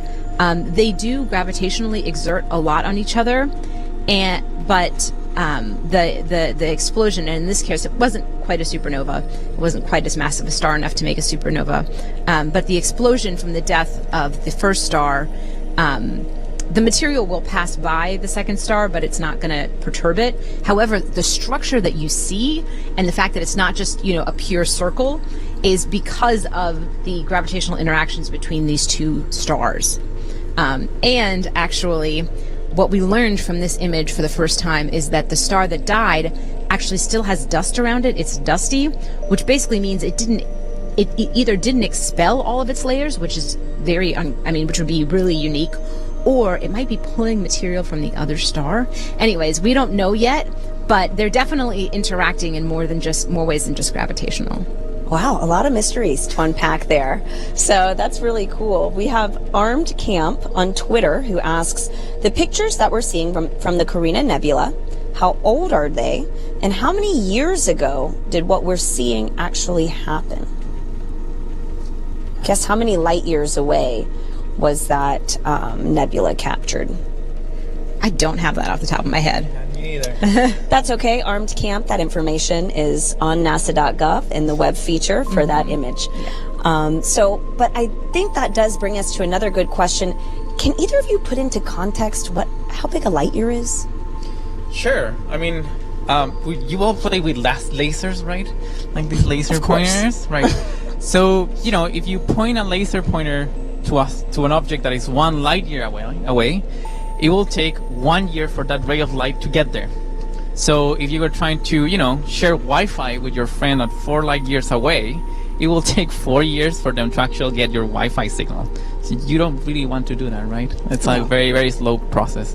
But that's basically what a light year is. It's the amount of time that takes, it's the distance to which light can travel basically in 1 year. Yeah. And to give you another sort of piece to measure it on, pun intended, the light travel time between the Earth and the Sun is 8 minutes, and that's 93 million miles. So 8 minutes into an entire year is a lot more than 83 million miles.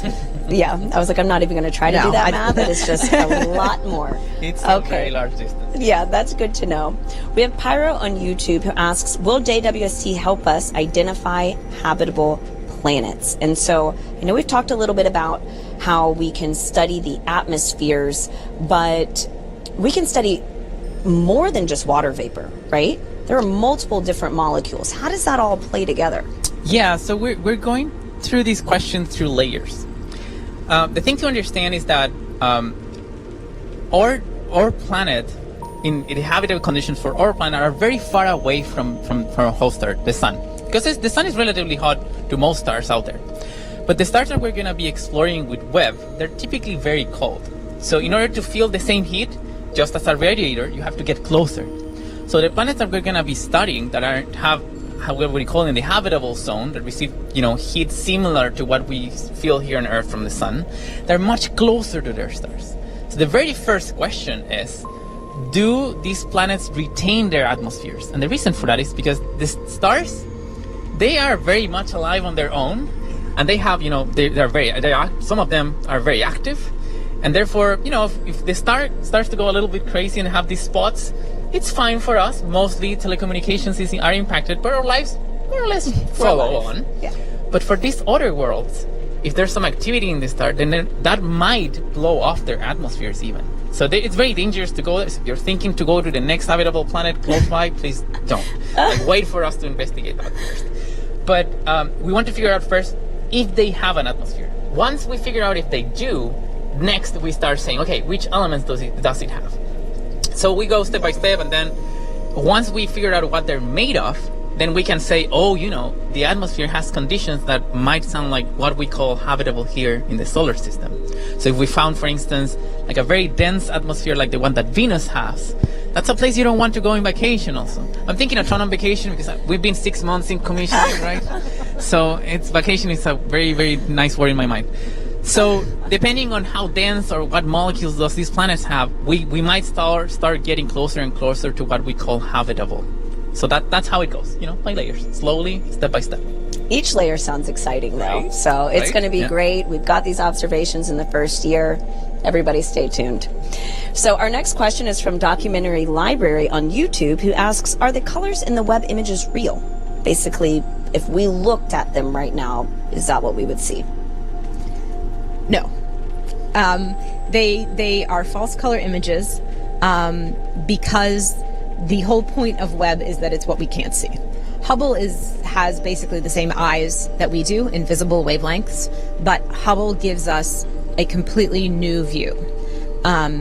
In order for us as humans to be able to look at these, we translate the colors. So basically, we just, if you think of colors like what we can see, A, B, C, D, and then infrared would be E, F, G, H. And so we just say that, instead of E, it's now A. Mm-hmm. And we just take infrared colors, which are wavelengths, and we make them into visible colors with like our eyes. But if you look at an image, something that's red on the image is redder in space.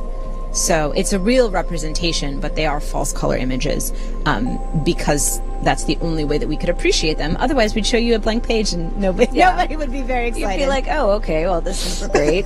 That's really where, the intersection, I kind of feel like science and art, we're weaving that together. So we have our next question from Minister of Casual on Twitch, who asks, is there anything we as the public with no background in astronomy can do to help contribute to analyze the images and data from Webb? Wow, that is a great question. Yeah, I mean, well, there's different ways you can approach this, I guess. I mean, just by looking at the images, you will probably, and I've heard this from the public, sometimes they ask such great questions like, what is this? And we ask the experts, and the experts are like, I don't know. So you can figure it out on your own. In the past previous missions, there has been some projects that have emerged as what we call citizen science, in which we put some challenges and we process a little bit the data, and then we show that data through the public, and then the public can also help. This is how galaxies have been discovered, planets have been discovered. So I could imagine that this same idea could be envisioned with a mission like Webb. What do you think, Alex? Yeah, I definitely, I think that there's definitely citizen science projects in the future with Webb, and just supporting science so that, the work that needs to get done and these beautiful telescopes that need to get built are supported by our country, by our government, and so people who believe in and support science, and there's no reason not to believe in it because it's true, until we prove it wrong. And that's the beautiful cycle of science. just supporting science is really the best that anybody can do. And as Nestor said, asking questions, those oftentimes lead to things we didn't even know we wanted to study. So we have Sarge on Twitter who asks, can the general public request telescope time with Webb, and will the data be made available to the public? Yes and yes. So anyone in the general public can propose.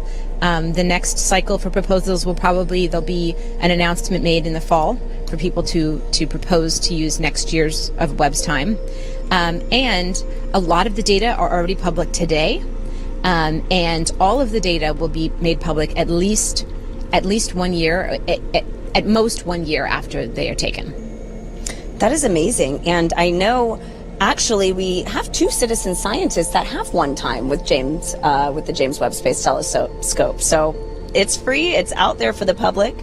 And so we'll move on to our next question from Dana, who on Facebook asks, how do you measure the distance of each galaxy in the deep field image? Oh, that's an interesting question. We do it through the expansion of the universe, actually. We take advantage of this. It's a complicated thing, but we can take advantage of that. So what happens is that as objects are farther away, their light shows up to be a little bit redder than what we'd expect. And we have ways of figuring out, how red it has moved. So we can actually figure out from the colors first, and then from extra data that we can take on these objects, we can take this information and then convert it to a distance based on the expansion of the universe, which we know very, very well. Yeah. Wow. Doesn't gravitational lensing play a part in this? Yeah, so gravitational lensing actually helps us see even farther back, because when you get a massive cluster of galaxies, their mass actually distorts space-time according to Einstein's gravitational laws, and so things that are behind a massive object, that light that may have gotten scattered outside of where we can see it actually gets bent towards us, and so they act like a magnifying glass for objects that are behind them, giving us access to more distant galaxies. Wow. This is so cool. And so we only have about 1 more minute left, so this is going to be a quick one. But Alex on YouTube asks, what are some of the more anticipated discoveries that you believe the James Webb Space Telescope is capable of making? Performing the first detection of an atmosphere around an habitable world. I mean, I would celebrate that. Whoever makes that discovery, if that's you, please go ahead. I mean, that would be fantastic. Yeah. What about you, Alex? Your pick. I mean, for me, it's really star and planet formation. Looking into these beautiful stellar nurseries and peering back the dust, saying, yes, there is a star there, let's study it. And then being able to look at the gas, the dust, the star, and potentially even baby forming planets to see exactly what is going on.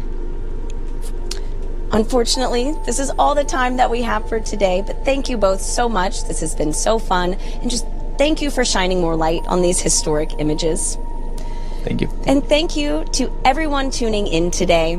I'm so happy we were able to answer so many questions and that we were able to just spend this moment together.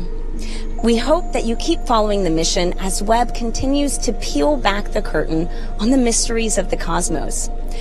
To keep up with updates, follow NASA Webb on Twitter, Facebook, and Instagram.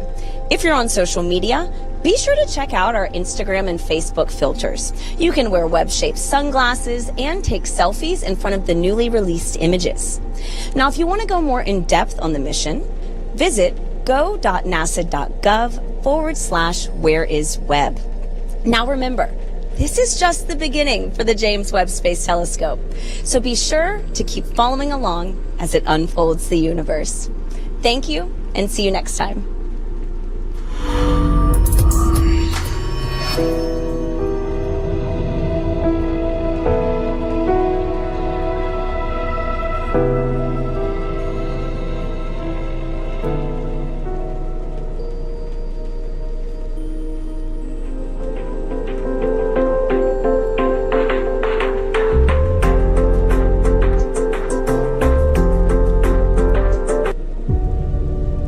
We We have uncovered wonders undreamt by our ancestors who first speculated on the nature of those wandering lights in the night sky.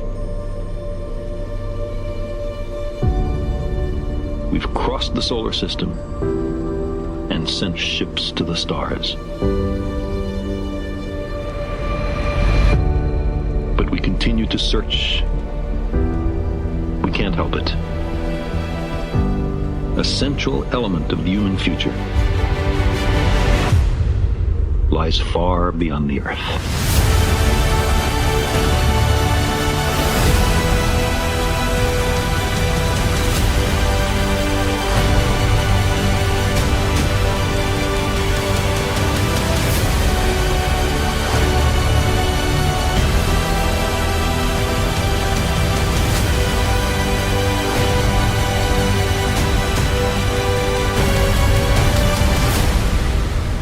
If we crave some cosmic purpose, then let us find ourselves a worthy goal.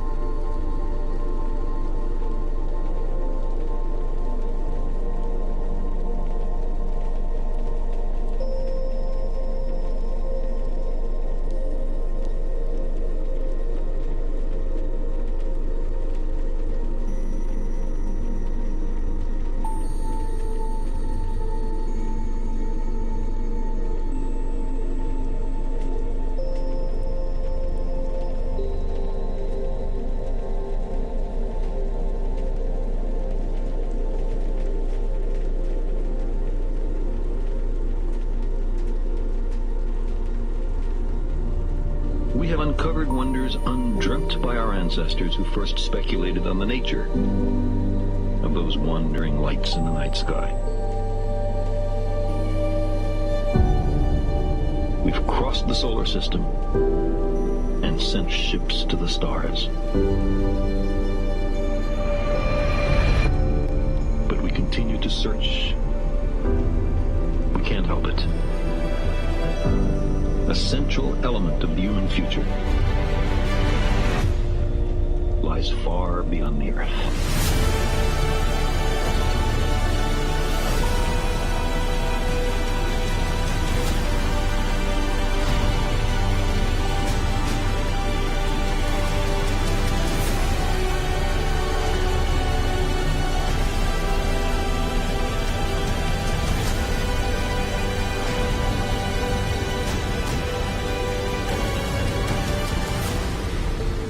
If we crave some cosmic purpose, then let us find ourselves a worthy goal.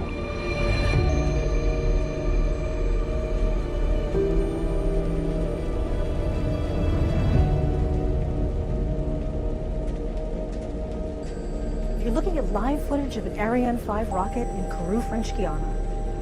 At the very top of that extraordinary machine, one of the largest rockets in the world, we find the most ambitious space observatory ever built, the James Webb Space Telescope. And today is launch day.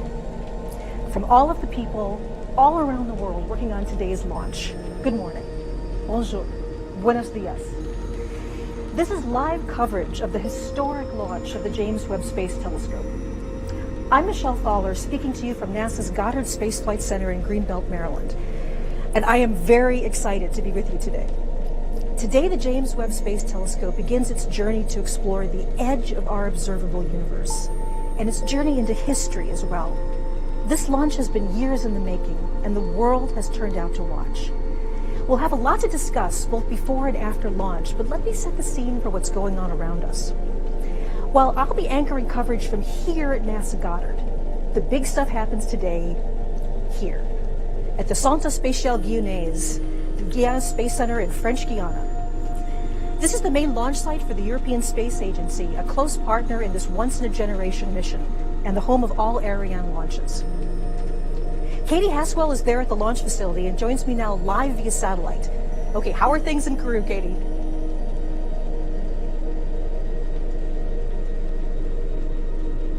Michelle, things are looking really good. The boards are green, the mission controllers are focusing hard, we are go for launch. We've had our eye on the weather the last couple of days. The weather's been a little bit inclement, so we're keeping an eye on that. But otherwise, everything's looking absolutely great. And I have to tell you, there is just such a buzz of excitement here in the Mission Control Center. It's a remarkable feeling. Right now we're topping up the tanks on the upper stage of the vehicle. So we've got two great big arms called cryogenic arms, and they clamp onto the upper stage and they pump in the cryogenic fuel, which has to be kept very, very cold. So it has to be topped up right until the last minute because it can evaporate. You'll see those arms kind of falling away just before launch in the last couple of seconds. So up here in the Sky booth in the Mission Control Center, we have NASA's Rob Navius and the European Space Agency's Luce Fabregat. They're standing by. Hi guys, standing by to take on the commentary when we get to about 15 minutes to launch. But right now, Michelle, all the boards are green. We're go for launch. Back to you, Michelle. We'll be coming back to Katie for the final phases of the countdown in just a little bit. So, I'm an astronomer, and this launch is a huge deal for me. I am personally really, really excited. But why is this such a big event for everyone? The Webb telescope is nothing less than humanity's next effort to move closer to understanding some of the biggest questions about the origin of our universe. And it's not just the origins of distant stars and galaxies, but it's the story of us, you and me, how we got here. And speaking of questions, we'd like to include yours in this historic event. On whatever platform you're watching our coverage, drop your questions with the hashtag AskNASA. Later in the broadcast, we'll answer some of them live on air. It can't be said enough that this is a mission for anyone who's ever looked up at the night sky in wonder. People all over the world are sending in their best wishes for the success of Webb. And let's look at some of them now.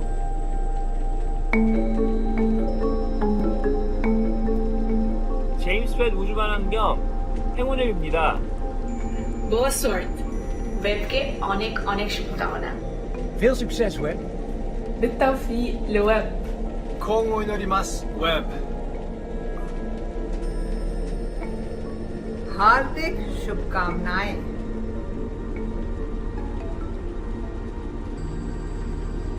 We're still on track for a launch at 7:20 a.m. Eastern U.S. time. 2 days ago, the rocket rolled out to its launch pad in Kourou.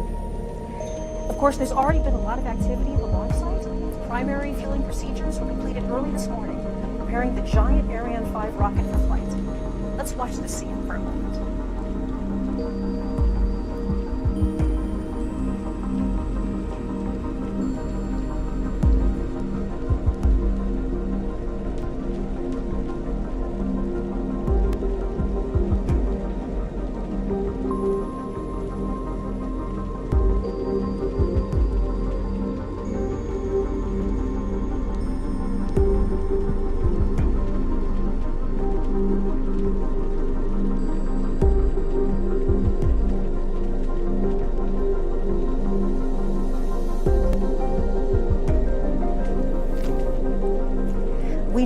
world is watching.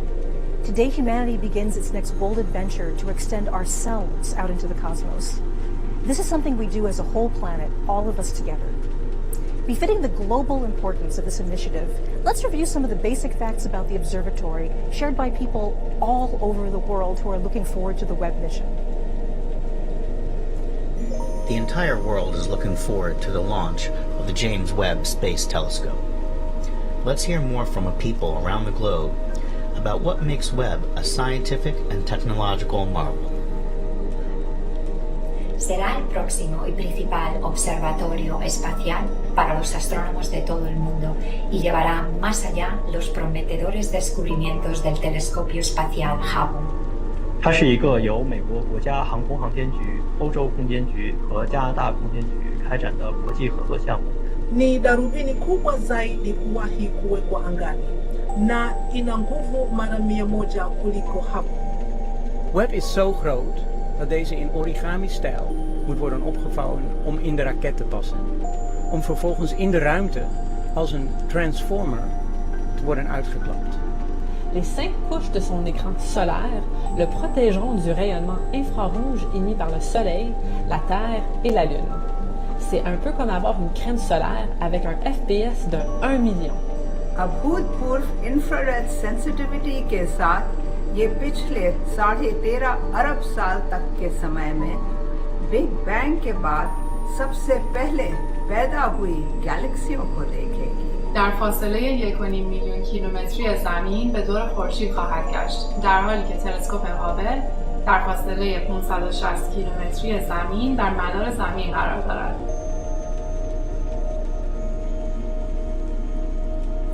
Thousands of people all over the world have worked for years to get us to today's launch. The core partners, NASA, the European Space Agency, and the Canadian Space Agency are the principal players. But a vast core of engineers, scientists, private companies, and more have had a hand in building this one-of-a-kind scientific platform. Without a doubt, this is the most complex spacecraft ever built, with revolutionary technologies, daring mission goals, and a whole lot of personal passion and commitment. We'll hear from our partners later in the broadcast, but first, let's hear from someone representing the science community with a rare perspective about space exploration. Hello, I'm ESA astronaut Matthias Maurer, currently living and working on the International Space Station ISS. I'm very excited to follow the James Webb Space Telescope's launch with you all from space. Even with the naked eye, we astronauts see that the stars are incredibly sharp and brilliant once we are outside the Earth's atmosphere. James Webb Space Telescope will be the largest and the most powerful telescope in space yet. And it was built to study the big questions. Questions like, where do we come from? How did galaxies form, like our Milky Way? How are stars and planets born, like the Sun and the Earth? Might there even be life on other planets?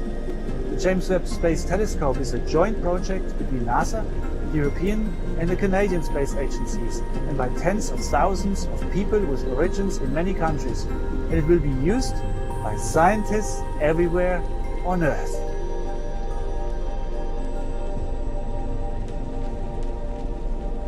NASA Goddard is the home of the Webb telescope, with big sections designed and built here. But actual mission operations take place here. This is the Mission Operations Center, or MOC, at the Space Telescope Science Institute in Baltimore. After launch, this facility will command and control Webb for the duration of the mission. We'll be looking at the MOC at key moments throughout the broadcast, and this will become a familiar location for viewers in the weeks ahead as the Webb team begins to set up the telescope for work in space. So as we move closer to launch, we'll actually keep a picture of the launch facility right here on the screen. But for the next 10 minutes or so, we're going to talk about some of Webb's principal science goals. If you've ever seen a telescope before, I'm certain it didn't look like this. Of course, the look of this particular machine is a direct result of the scientific questions it's been built to pursue. So fortunately, we've got an expert pair of guests with me this morning to help explain those science goals and much more. So I'm joined now on the set by NASA's Deputy Project Scientist for Exoplanet Science, Nicole Colon, and also with Macarena Garcia-Marin, the Instrument and Calibration Scientist for Webb's mirroring instrument from the European Space Agency. So welcome to you both. Thank you. Thank you. So this is our chance to kind of step back and talk about the science goals of Webb. You know, this is the part that really excites astronomers like all of us. And I know that there's unusual things about it being an infrared telescope. There are specific science goals, infrared answers. So maybe you could start us out, Nicole, with you're an expert on exoplanets. How is the infrared really important for your study? Sure. Well, with exoplanets, we want to study their atmospheres. And as a reminder, exoplanets are planets that orbit distant stars. So we're looking for very small signals when we study their atmospheres. And Webb is this giant telescope that we're able to use to collect these small signals and look for infrared signatures, chemical signatures of water and methane and carbon dioxide, those types of molecules in their atmospheres.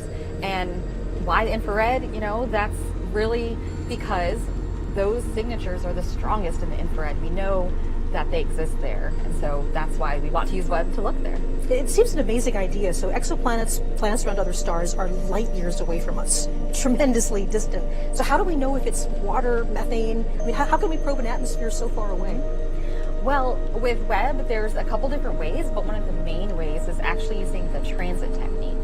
And this is an indirect method where we actually detect the decrease in starlight that happens as a planet goes in front of its star. But then imagine the planet has an atmosphere. Well, there's an additional decrease in the starlight because the atmosphere blocks some light from our point of view. And why it blocks the light is because there's usually a molecule or something in there, like water and methane, like I mentioned, that is acting as an absorber and blocking the light from our telescope, in this case, Webb. So going from, the relatively nearby stars and planets, Macarena, you're an expert on very distant things, distant galaxies. So how does infrared contribute to your field of study? So with Webb, we're going to be able to observe the very first galaxies in the stars. We're talking about 3.5 billion years ago, so it's really mind-blowing if you think about it. And why infrared? Well, those galaxies emitted their visible light many, many millions of years ago, and that light travels towards us in time, and at the same time the universe expands. So in that process of travel and expansion, the light shifted from the visible to the infrared, and so Webb will be able to actually observe those very original primeval galaxies. And not only those, but it will also allow us to observe everything in between, so we can understand the evolution of our galaxies from the first ones to the ones we see today. This is something kind of amazing. So our eyes interpret different energies of light as different colors. Exactly. And infrared light is a color that our eyes are not sensitive to. But like you said, it's actually just the space of the universe stretching out the light and changing it from visible light into infrared. Into infrared, exactly. So how are these first galaxies different from galaxies today? Well, when you look at the images we have of the oldest galaxies we've seen, they look like fluffier and clumpier. We know they have a lot of star formation, so that they are actually, that's a really good symmetry to measure them. And they are like little seeds that afterwards they merged and got together and evolved until the ones we see today, which are like spirals and elliptical galaxies. So from the near universe to the far, one of the things that infrared is very good is seeing through dust. That's another huge advantage. Maybe Nicole, could you sort of take us through that story? Sure. With dust, there's a lot of dust in the universe, but how stars and planets form in the first place, they are forming in these very dense clouds of gas and dust that come together, and it's very difficult to see through them with normal visible light. And so the infrared is actually able to see through that, almost like an X-ray, sees your bones, sees through our skin. You can use the telescope like Webb to see through the dust and see the inner stars forming, or see some newly formed planets that are also very warm from having just formed. And there's even the possibility of seeing some of the very first stars, or at least some evidence of the first stars that might have existed. But could you tell us a little bit about that, Macarena? Yeah, so the very first stars, they form right around the time of the very first galaxies, even before that. So we'll be able to measure them, maybe not the very first one, but the first population of the stars, which is really interesting because they were formed out of a very pristine material.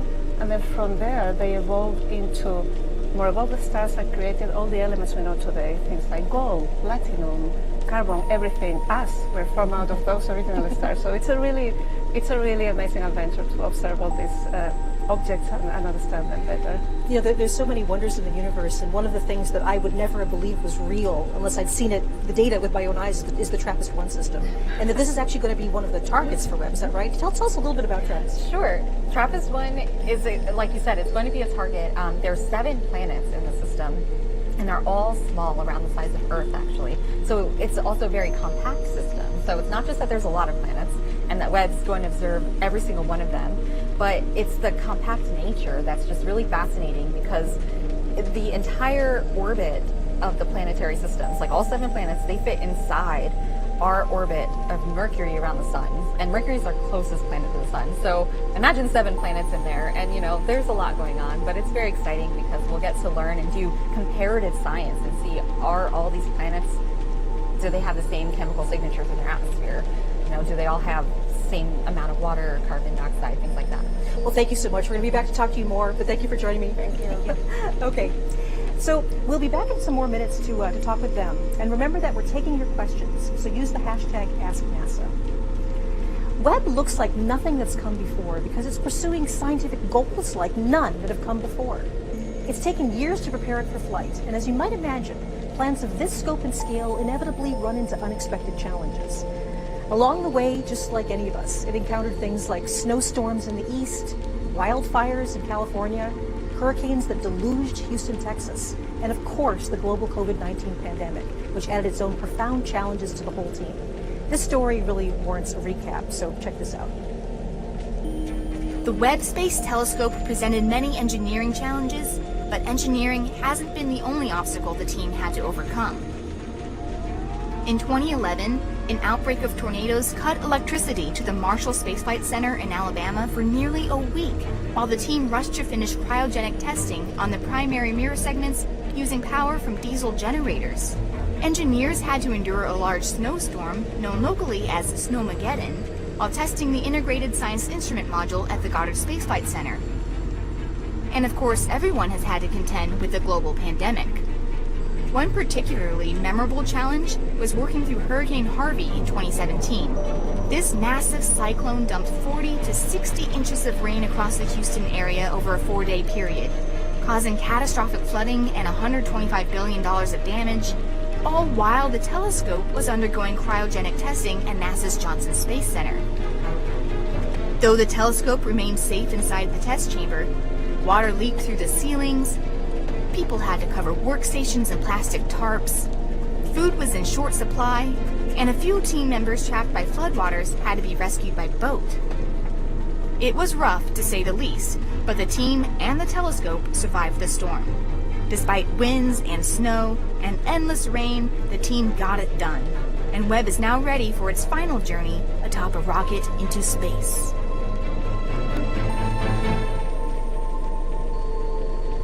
While the Webb telescope is a technological marvel, everything here began with questions. Questions about how the first stars and galaxies came to be. Questions about whether planets around other stars might have environments that can sustain life. And of course, the promise of discoveries we can't even predict yet. A few days ago, I had a chance to speak with someone who's probably the best person on Earth to help us understand what we know, what we don't know, and how Webb will help fill in those gaps. Dr. John Mather is a Nobel Prize winner who measured the Big Bang with an observatory built here at NASA Goddard. John is Webb's senior project scientist, and we're so pleased to have you here today, John. I'm here with you, Michelle. So, to start this incredible story of Webb, let's start with something that's deceptively simple, gravity. Something special about gravity. Gravity is special. Gravity always pulls. It's the only force of nature that always pulls. So that's special. And what makes that special is that gravity, although it's very weak, is very long range. It can reach across the universe and slow down the expansion of the material that came from the Big Bang, turn it around, pull it back together, turn it into galaxies and stars and eventually planets and a place we could live. So that's what makes gravity special among all the forces of nature.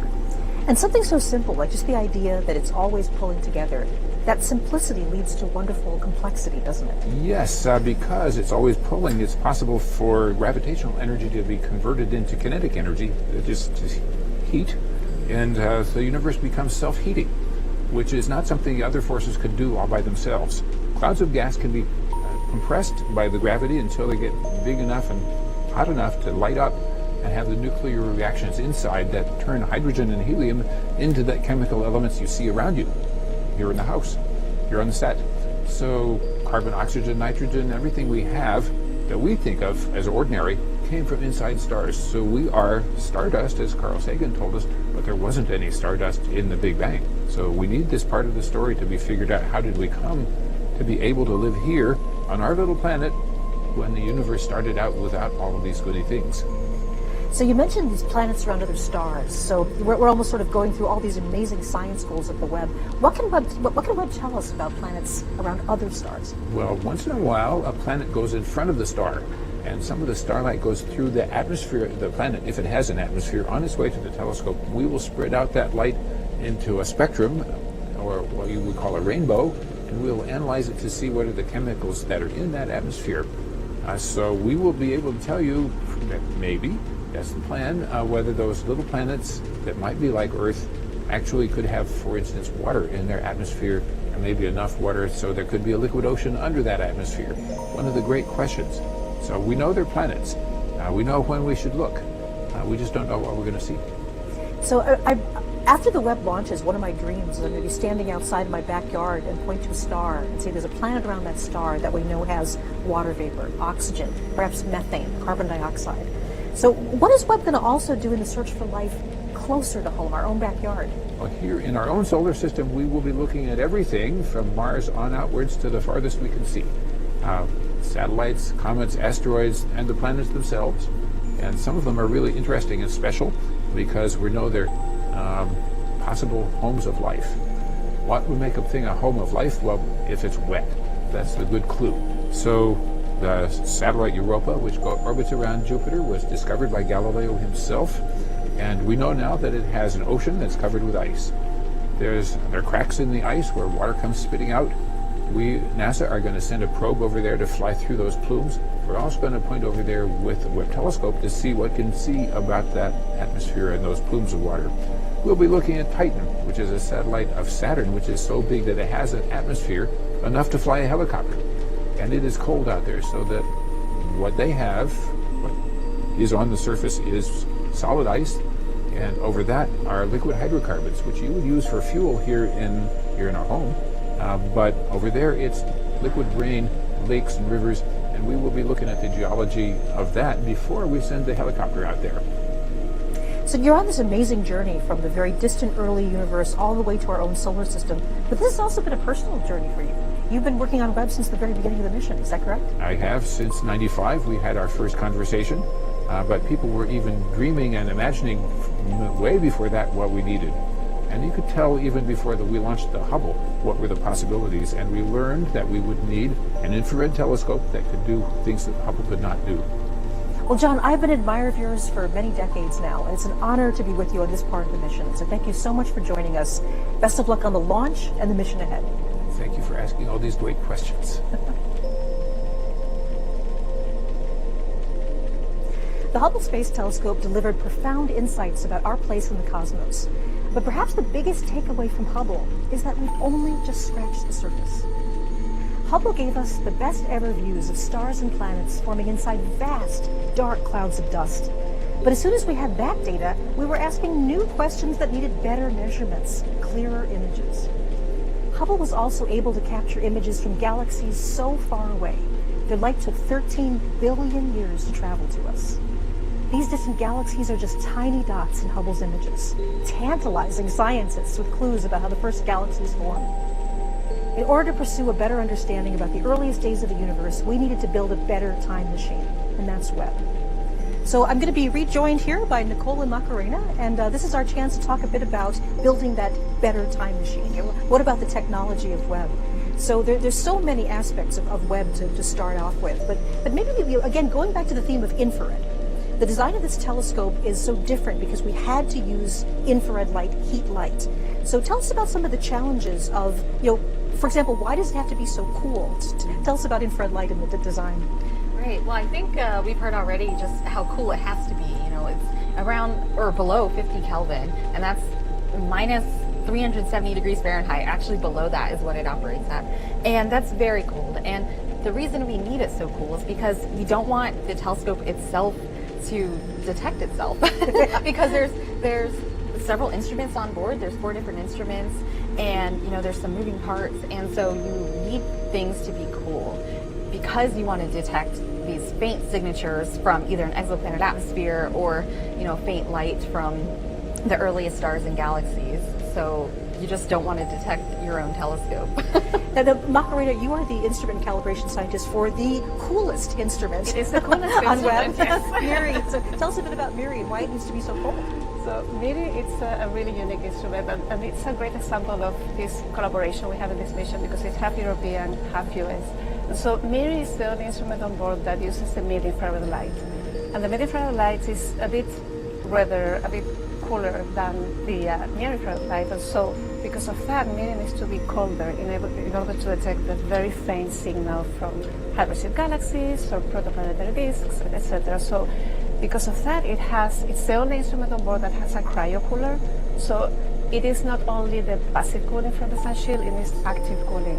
And it brings it down to about minus 450 Fahrenheit. So it's really extremely cold, a few degrees above the absolute zero. And we were talking about you don't want the telescope to be so hot that it's basically giving off its own signal, its own radiation, and that leads us to why it needs to be in space, right? So tell us a bit about why do we need to launch this thing into space to see these wavelengths?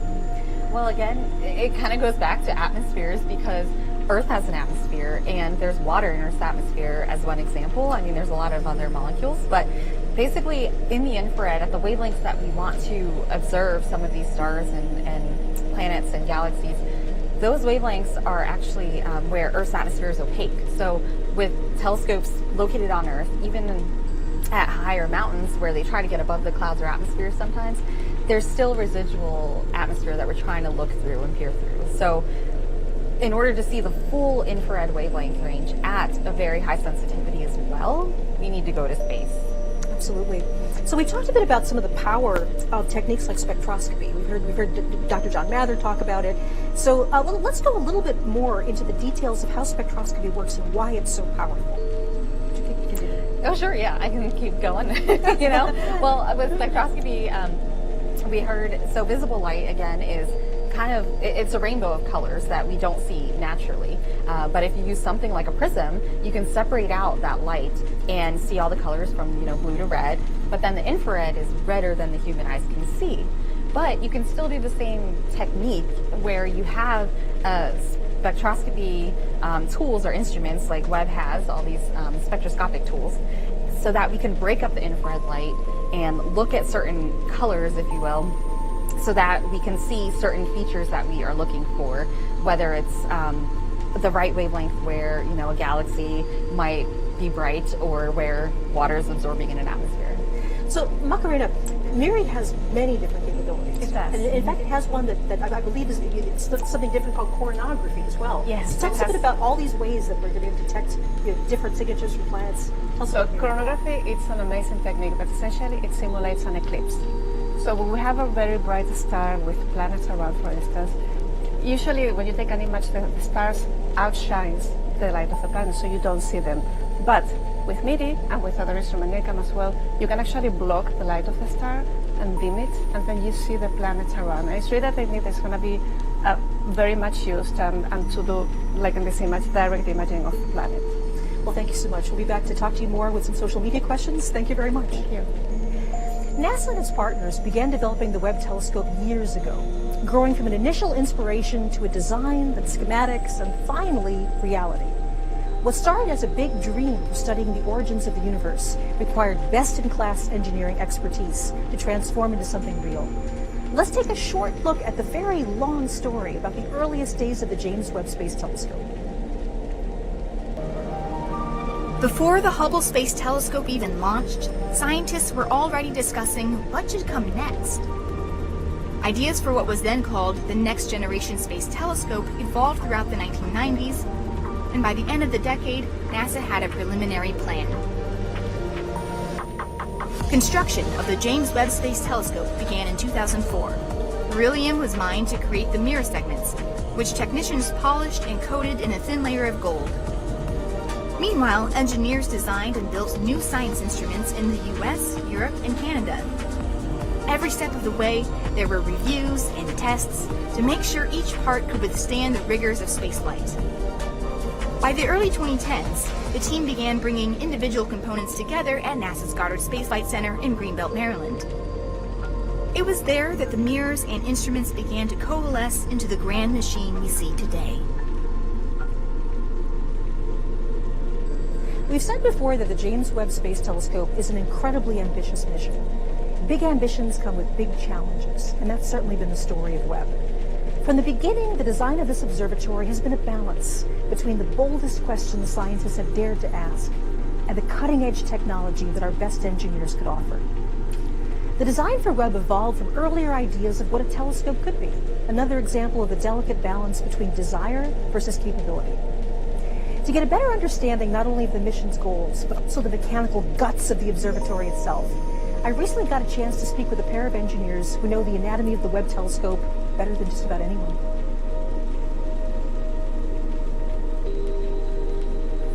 I'm here with Keith Parrish, a senior engineer on the Webb mission.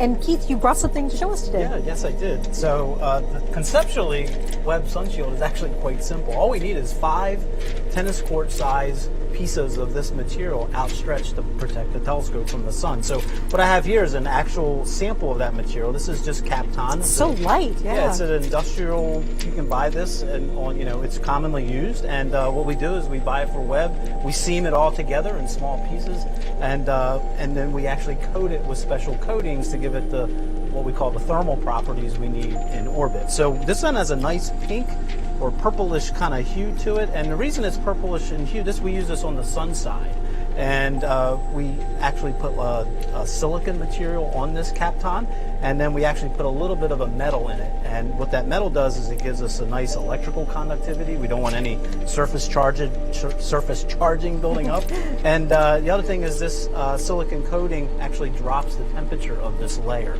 So, and also it's very durable and can survive, for many, many years in space. And then this whole thing has to unfold somehow. Where we can actually see that behind us. Exactly right. So if you look at that animation there, unfolding there, so it's actually S-folded up, almost like a fan. We call it S-folding. And once we get it all folded up, we secure it to a structure by actually pinning it for launch. So, a huge shout out to our mechanical engineer and our entire Sunshield team, because they've come up with some really clever ways to secure this for launch, unfold it, fold it, and then, ultimately get it safely deployed in orbit. That's wonderful. So speaking of unfolding and all these pins that need to release, let's go over here and talk to James Cooper. You're going to show us what's going on there. Yeah. Hi. So I have here an example of a non-explosive actuator. We have 178 of these. These are all these little pins we're talking about, right? James Webb, right? Yeah. 107 of the 178 are the membrane release devices. And we use this type of actuator because it produces a very low shock when it's released. And the animation shows conceptually how it works. We send an electrical signal through either one of our connectors. We use both, but either one of them can cause the release to happen. It melts a small wire inside, and then we have a spring that unwinds and allows 2 halves of a split nut to separate, and then our pin can get extracted. And so in the case of the MRDs, it's a spring-loaded pin that pulls to release the folded membranes. In other places, we would be bolting 2 pieces of structure together and then releasing them so we can deploy them. And the Sunshield itself has 107 of these? 107 MRDs that all have to work. Every single one has to work. Every single one has to work. And 178 of this type of device in various configurations around the entire observatory. Right. Well, if we go over here, we've got something sort of lovely waiting for us, a big gold hexagon. So tell us what we're looking at, a sort of a model here of the mirror segment, right? Right. Yeah. Full-scale, single segment, one of the 18 mirror segments on James Webb. The real ones would be machined out of a single piece of beryllium to the exact curvature we need. And then once we're deployed on orbit, each segment can be individually focused to make it act as a single perfect mirror. Now that coating, tell us about this gold coating here. Yeah, so this is coated with a very thin layer of gold. It's only a few hundred atoms thick of gold, and that gold is really good because it gives us a reflective property in the infrared, and that's really what Webb is an infrared telescope, and we need that Sunshield exists to cool this entire telescope. So this mirror actually runs about minus 400 degrees Fahrenheit on orbit. If it were warmer than that, the infrared energy coming off of this, that heat energy would swamp our detector system and our instruments. So that entire Sunshield exists to cool all 18 of these down. And again, this gold coating is what helps with all that reflectivity to make it perform even better.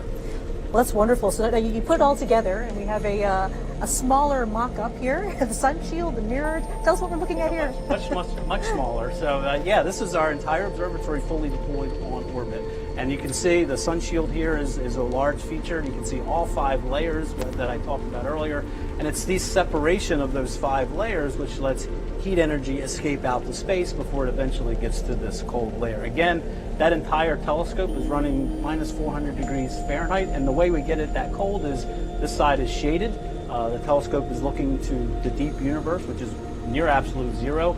And then again, this layer here, we've got about a 500 degree temperature drop, so this telescope is also looking at this layer here, which is nice and cold. So that's what lets us, harness thermal physics to cool this down to those really, really cold temperatures. Again, you can see our booms, which are fully deployed and stretching this out, and then ultimately all folds up and gets stowed into this structure for launch.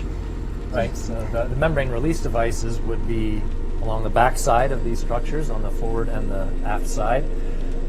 And we release them in rows so that we can sequentially start to unfold the membrane once those pins are pulled out of the way. Well, that's wonderful. Thank you so much for joining us, and best of luck on the launch. I'm very excited. Thank you.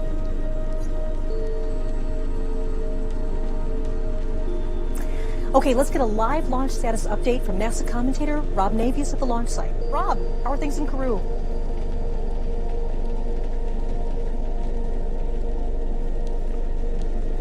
Well, thank you, Michelle, and Merry Christmas from the Jupiter Control Center here in Kourou, French Guiana. You are looking live at an Ariane 5 rocket on its launch pad, ready to send the James Webb Space Telescope on the initial phase of its journey. The fueling of the Ariane 5's first and upper stages began before sunrise, and in the last few minutes, mission controllers here in Kourou and at the telescope's control center at the Space Telescope Science Institute in Baltimore conducted polls, with all positions reporting they are go to proceed into the final phase of the countdown. Launch controllers have been monitoring weather conditions throughout the night, keeping tabs on clouds and wind speeds, both at ground level and in the flight path of the Ariane 5, ensuring that all of the precise commit criteria are acceptable for launch. Right now, we have a green board, no issues as the countdown proceeds, no issues again being tracked by the flight control team here in Kourou. By the way, our broadcast today is a collaborative effort between NASA and the European Space Agency. So that's it from now. From the Ariane 5 Mission Control here in Kourou, we'll be back with you soon. For now, let's go back to the Goddard Space Flight Center and Michelle Fowler.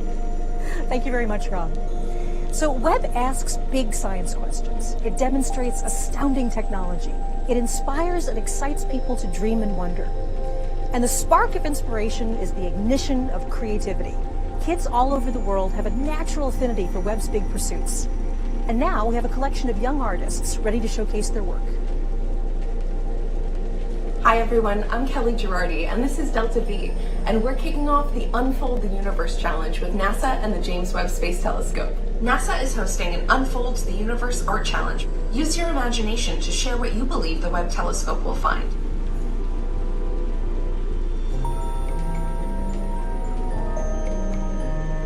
I believe that the Webb telescope will see galaxies, stars, planets, the moon, and don't forget our star, the sun.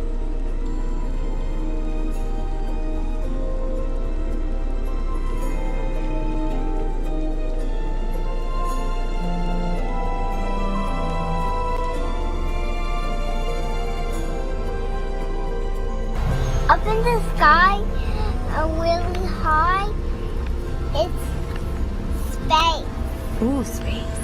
Thanks, Greta. Good job. This is my picture of space.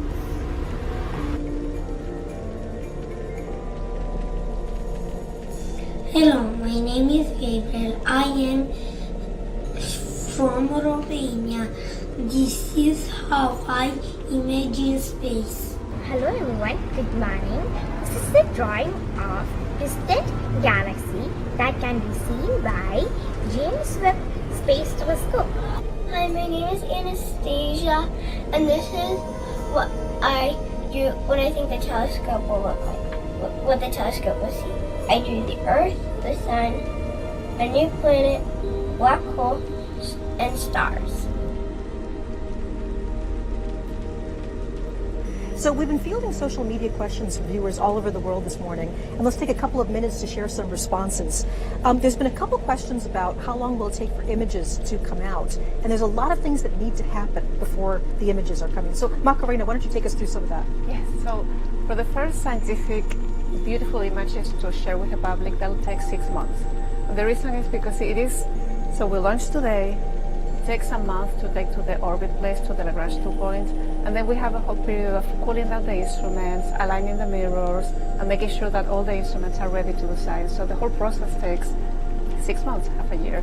And also all of those 18 segments of mirrors, something needs to happen to get them all working together too, right? Exactly, because initially you launch with 18 segments and they work separately. So you will take, if you observe one star, you will get 18 little points. So there has to be a process where you take images with NIRCam, which is one of the cameras on board, start moving the mirrors slightly to make them work as a single one, and then by the end of this iterative process, you go from 18 points to a very sharp, pristine single point source. So all mirrors act as a single one.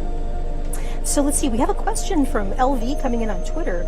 Will Webb be able to enhance detection of comets, asteroids, or meteors that enter our solar system?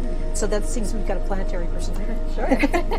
Yeah, well, Webb does have a special observing mode where it's able to track these rapidly moving objects, because compared to these distant stars and galaxies, asteroids and comets, they move pretty quickly. And so Webb will be able to do this so that we can study material that's outgassing from them and learn more about what they're made of. So let's see, there's so many good questions, so we only have time for a few more. So one is from Kristen Rodriguez on Facebook. How long will it take James Webb to reach Lagrange point 2? And you might also just explain what is Lagrange point 2? So it takes a month. I think it's actually 29 days to get there. And the Lagrange 2 point is this very interesting stable point. So the gravitational pull between the sun and the Earth creates this point where it is stable, and you can, as we can see there, Webb can orbit around the L2 point in a very stable orbit, only needs a little bit of corrections once in a while, and it can always have the sun shield protecting the telescope from the radiation of the sun. In a full year, you can observe any object in the sky, and it's a continuous observation. Well, thank you very much. We'll hopefully come back to a few more questions later. So this is a big mission with a cast of thousands to bring it to life all over the world. As we get closer to launch, let's take a brief look at the main locations where Webb took shape on its journey to space. Inside the massive high bay clean room at NASA's Goddard Space Flight Center, engineers assembled the 18 gold-covered mirror segments into the backplane of the telescope and integrated the 4 science instruments contributed by international partners. To simulate the harsh environment of launch, they went through vibration tests and acoustic tests. And to simulate a space environment, the instruments endured cryogenic testing in a large thermal vacuum chamber. But it wasn't large enough to hold both the instruments and the mirrors, so the telescope boarded a plane to Houston, Texas, to visit the only thermal vacuum chamber in the world big enough to fit the entire assembly. Chamber A at the Johnson Space Center was originally built to test the Apollo spacecraft, and half a century later, it provided a grueling 100-day test for the Webb telescope. Next, the telescope traveled to Northrop Grumman's facilities in Redondo Beach, California to meet up with its other half, the Sunshield and spacecraft bus. Fully assembled at last, the entire observatory went through yet more tests, many focused on making sure the spacecraft could properly fold up for launch and unfold in space. Then in September 2021, Webb caught a ride on a specialized cargo ship and set out on a 16-day voyage to the European Space Agency's spaceport in Kourou, French Guiana. According to its travel itinerary, that's Webb's last port of call on Earth. Once Webb gets into space, we're going to have some exciting things to tell you about what happens next, from its extraordinary engineering to the thrilling scientific adventure it's about to enable us to undertake. But launch comes first. And for that, I'm going to turn it over to Katie Haswell, our host at the launch site, and one of NASA's most recognizable voices, launch commentator Rob Neighbors. It's all yours, Katie.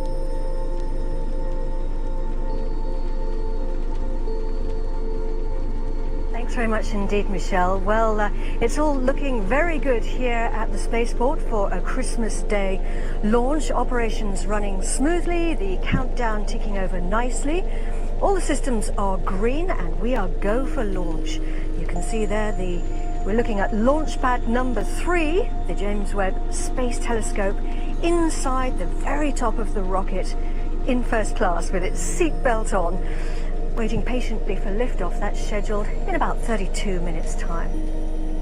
I'm in the Mission Control Center here at the spaceport, the nerve center of operations. We're about 10 kilometers from that pad, and behind me you can see it's a laser focus here in the control center with the mission control centers all on console there as we get closer to launch. We call this the fishbowl behind this protected glass.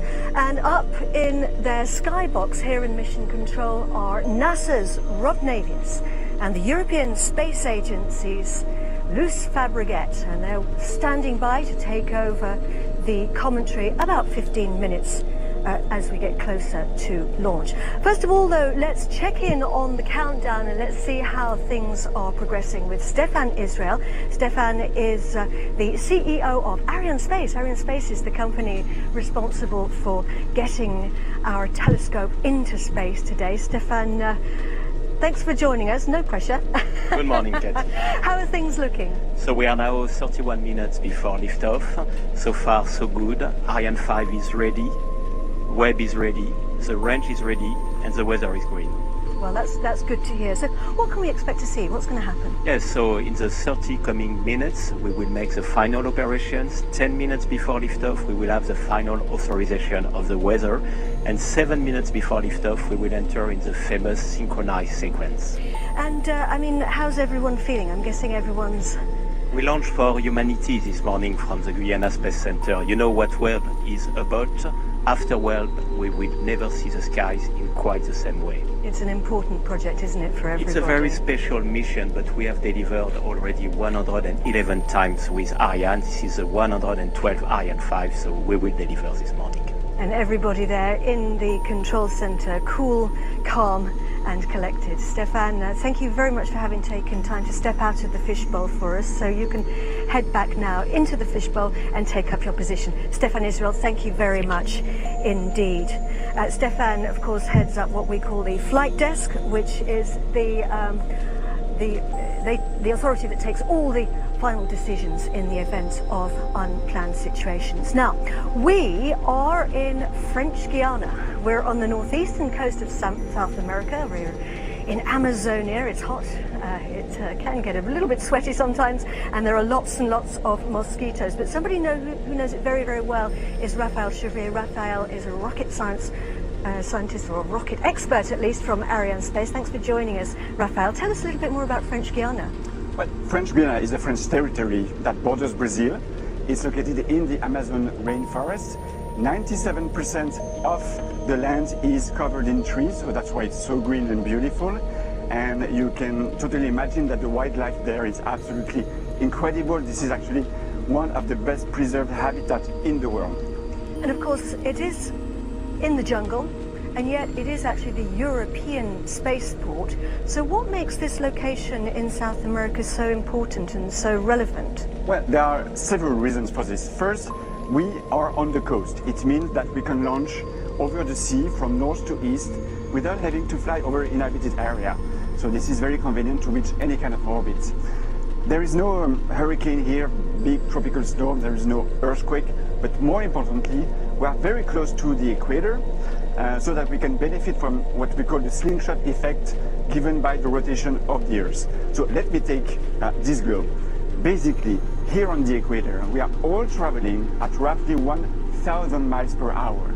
That's very convenient. Of course, we don't feel it. If we were on the poles, that speed would be very, very close to zero. It means that when Webb is right now on the launch pad, inside the fairing of the Ariane 5, it's already traveling in the right direction, and we can use this extra boost to get us into space.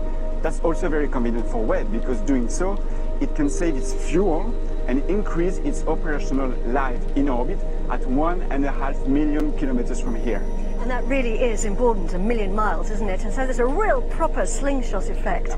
And the facilities here are ultra high-tech, and that's exactly what Webb needs, isn't it? Yeah, that's very convenient for Webb. It's also located in a nature reserve. So this is the perfect meeting between nature and technology, and people come from all over the world to work here.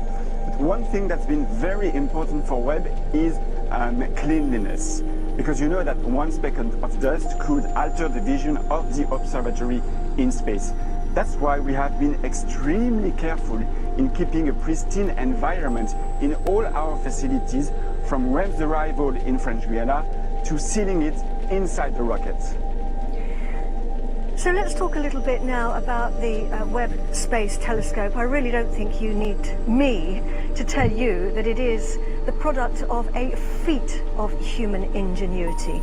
And you don't get to make a telescope as complex as the James Webb Telescope and as remarkable without tremendous amount of collaboration.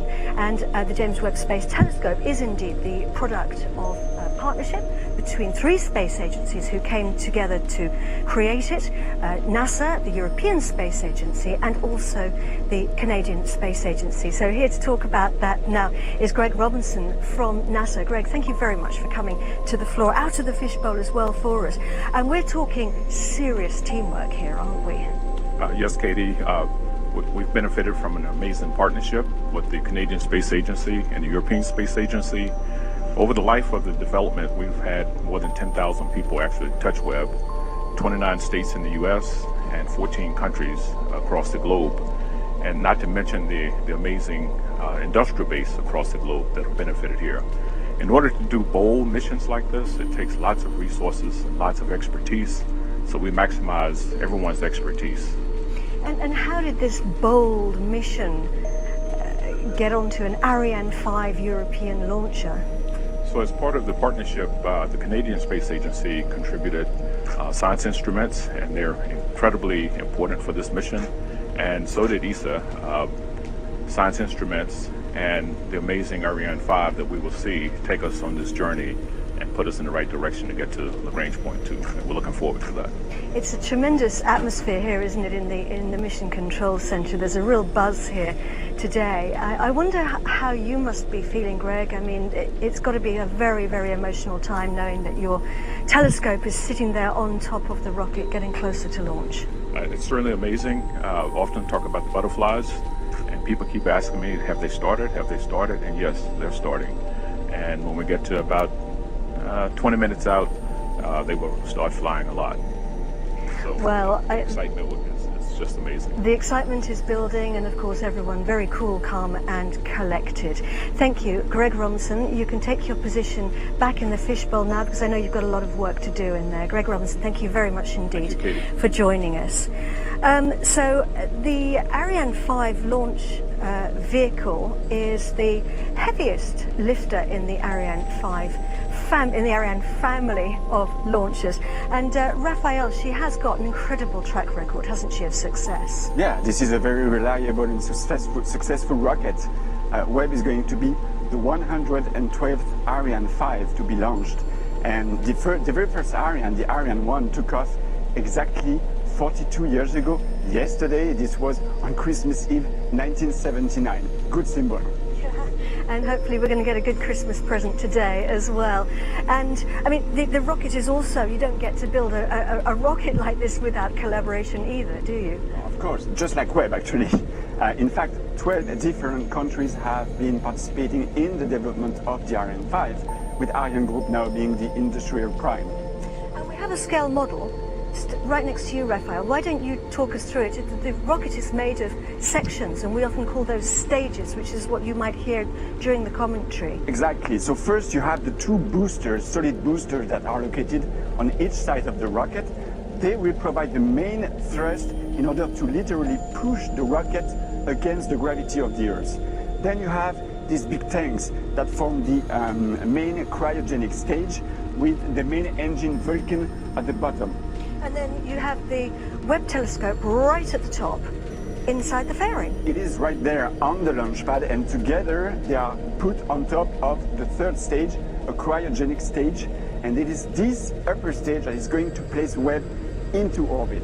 And what about the engines? What are we going to see at liftoff? At liftoff, we first see the main Vulcan engine ignite first. We do this because we want to check it's working properly before we switch on the solid boosters 7 seconds later. Once it's done, there is no turning back. The rocket is going to lift off. And so, yeah, that's very... don't be surprised. Don't be surprised if you don't see the rocket lifting off for 7 seconds. That's time for the rocket to actually warm up before soaring into the sky. So once we light the touch paper, you can count to 7 before it actually lifts off. Now, one of the advantages of the Ariane 5 vehicle is that it can be modified, and that's exactly what we've done for today's launch. We've had to make some changes for it to be able to host the Webb satellite. And joining me to talk about that is somebody who, the right person for the job indeed, because he was in charge of those changes, Daniel de Chambre from the European Space Agency. Thanks for joining us, Daniel. What did you have to do? First, we need to recall that Webb will be the largest payload to be ever accommodated on Ariane 5. It fully occupies the volume of the fairing, with gaps as small as 10 centimeters for a diameter of 5 meters. It is the reason why we had to develop a specific integration procedure to ensure that there is no contact with them. After separation, during separation, the venting system of the launcher has been improved in order to balance as much as possible the inside and the outside pressure of the fairing. And this is due to the fear of depressurization shock, which could damage the delicate layers of Webb's essential. After separation, due to the fact that some equipment of Webb are very sensitive to sun exposure, the roll control of the launcher will be tuned in order to make sure that Webb is always oriented only one face to the sun. And in addition, to avoid any hot spot, the launcher will create some oscillating movements, like a barbecue mode, to avoid any overheating. And after Webb separation, there will be a specific end-of-flight maneuver to be applied on the upper stage in order to put it on a liberation orbit around the sun in order to avoid collision in the long term. Thank you very much indeed, Daniel. So we'll hopefully see the upper stage rocking in space. Not quite all the way around like the familiar barbecue, but a slightly different movement. Ladies and gentlemen, thank you very much indeed for being with us today. I know that you're busy. You've got jobs to do inside the fishbowl, so I'm going to send you right back there now, and very best wishes for the launch. Thank you. Thank you. Our telescope has a long journey ahead of it. It's got to travel 1 million miles to its destination in space, its working zone, where it's going to start telling us all about our universe. It's already started that journey because it's traveled to the launch pad from Los Angeles. After final tests were concluded in Los Angeles, Webb was packed into a special container and transported along the LA 405 freeway, which had to be closed because it's so big.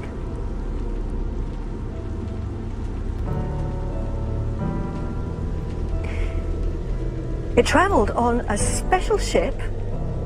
A lot of spacecraft will come to the French Guiana launch site by plane, but Webb was too big for that, so it had to travel by ship, and it went through the Panama Canal.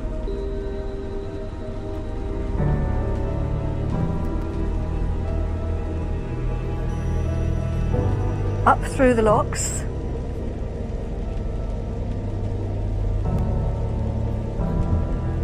And it took 16 days to get to the port in Kourou, where it was unloaded and traveled to the spaceport. That's not the real Ariane 5, that's a model. Just outside the Jupiter Control Center, actually.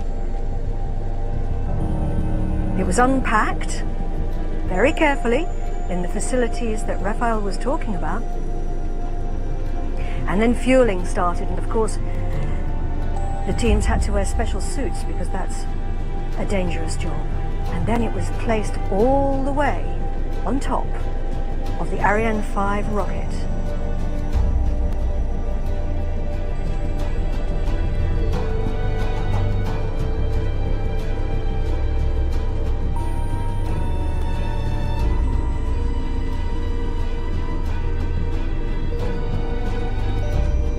It was encapsulated inside the fairing and sealed. And then it was rolled out to the launch pad 2 days ago. From the vehicle assembly building to the pad along very special rails. Very, very slowly through the Amazon rainforest. It was raining at the time. And that was 2 days ago, and here we are now, 17 minutes and 46 seconds to launch and counting. All systems are go here at the European Spaceport in French Guiana. We have 3 control centers on the job today. We have the Mission Control Center here. We also have the Launch Control Center, which is about a mile from the pad. And then we also have the Telescope Control Center, Mission Control in Baltimore in the US, and that's where the operational teams are standing by to take over the telescope operations. Once it's released from the mothership, that will be about 27 minutes after launch. And they'll be controlling the Webb telescope for the rest of its life. Very important job.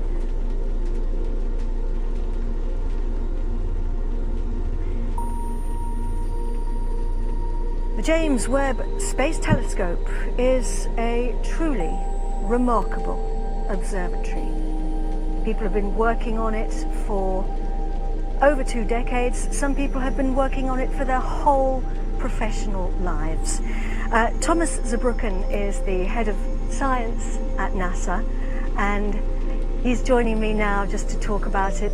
Thomas, or Dr. Z, as we can also call you. The day has come.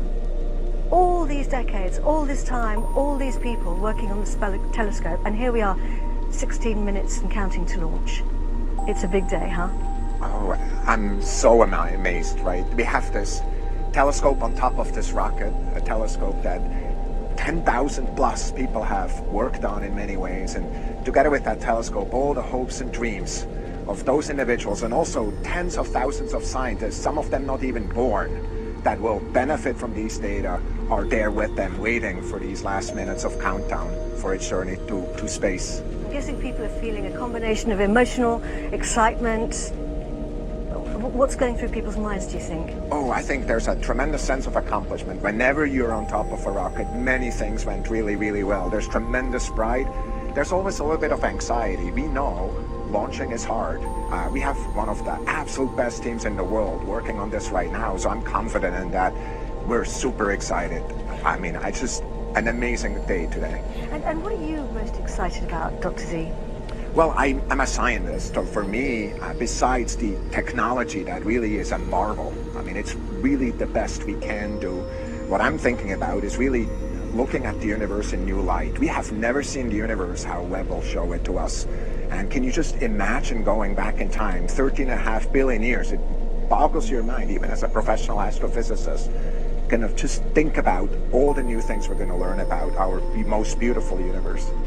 Dr. Z, thank you very, very much for joining us. And I want to wish you and all the teams, everybody, the very best for today's launch. Thank you. Correct. So, yes, indeed, go Webb. So we are now 14 minutes and 30 seconds to launch. We're getting really close now. Everything's going well. All systems are green for launch. And I'm going to hand you over now to NASA's Rob Navius in the skybox alongside the European Space Agency's Luce Fabregat, who are going to take on the commentary from here on in. Over to you guys. Rob. Well, thank you, Katie. Merry Christmas to our worldwide audience from our broadcast booth high atop the Jupiter Control Center here in Kourou. Joining me today for this historic launch, my colleague Luce Fabregat, the head of infrastructure and value chain for the European Space Agency. Luce, good morning. Good Great morning, to be Rob. with you. Great to be with you today. Very pleased to be here with you and all of you watching us for this very special event. Well, at this hour, countdown clocks are ticking backward. We are at T-minus 13 minutes, 32 seconds and counting. Out on the launch pad, everything is in great shape. Don't let those clouds fool you. We are go for launch. The latest weather briefing just completed indicated that all weather parameters are green. We have a green board here in the control center, and everything has gone extremely smoothly in the countdown. About 9 minutes ago, a major milestone passed as the James Webb Space Telescope began the process and completed the process of receiving commands to transition from external power to internal battery power following the latest in the series of those weather briefings. Webb will remain on internal battery power until its singular solar array unfurls about 30 minutes after launch. Earlier, telescope controllers reported good environmental readings from sensors inside the fairing encapsulating the telescope atop the upper stage of the Ariane 5 rocket. And Luce, as we enter the most critical phase of the countdown, can you outline some of the upcoming critical activities as we head into the phase called synchronized sequence? Yes, Rob. We are now reaching the end of this 11-hour sequence that we call the chronology, and that started yesterday evening. All systems here have been prepared for the final launch operations. And at the time being, it's rather quiet now inside the launch table and also inside the launcher. We were told a few minutes ago by the launch control center here that the launcher fluids and electric systems are ready for the final automated sequence. They are on hold now, waiting for the last weather report at minus 10 minutes. After this weather report, 3 minutes later, we will have the beginning of this famous synchronized sequence when all systems will be made ready for the liftoff.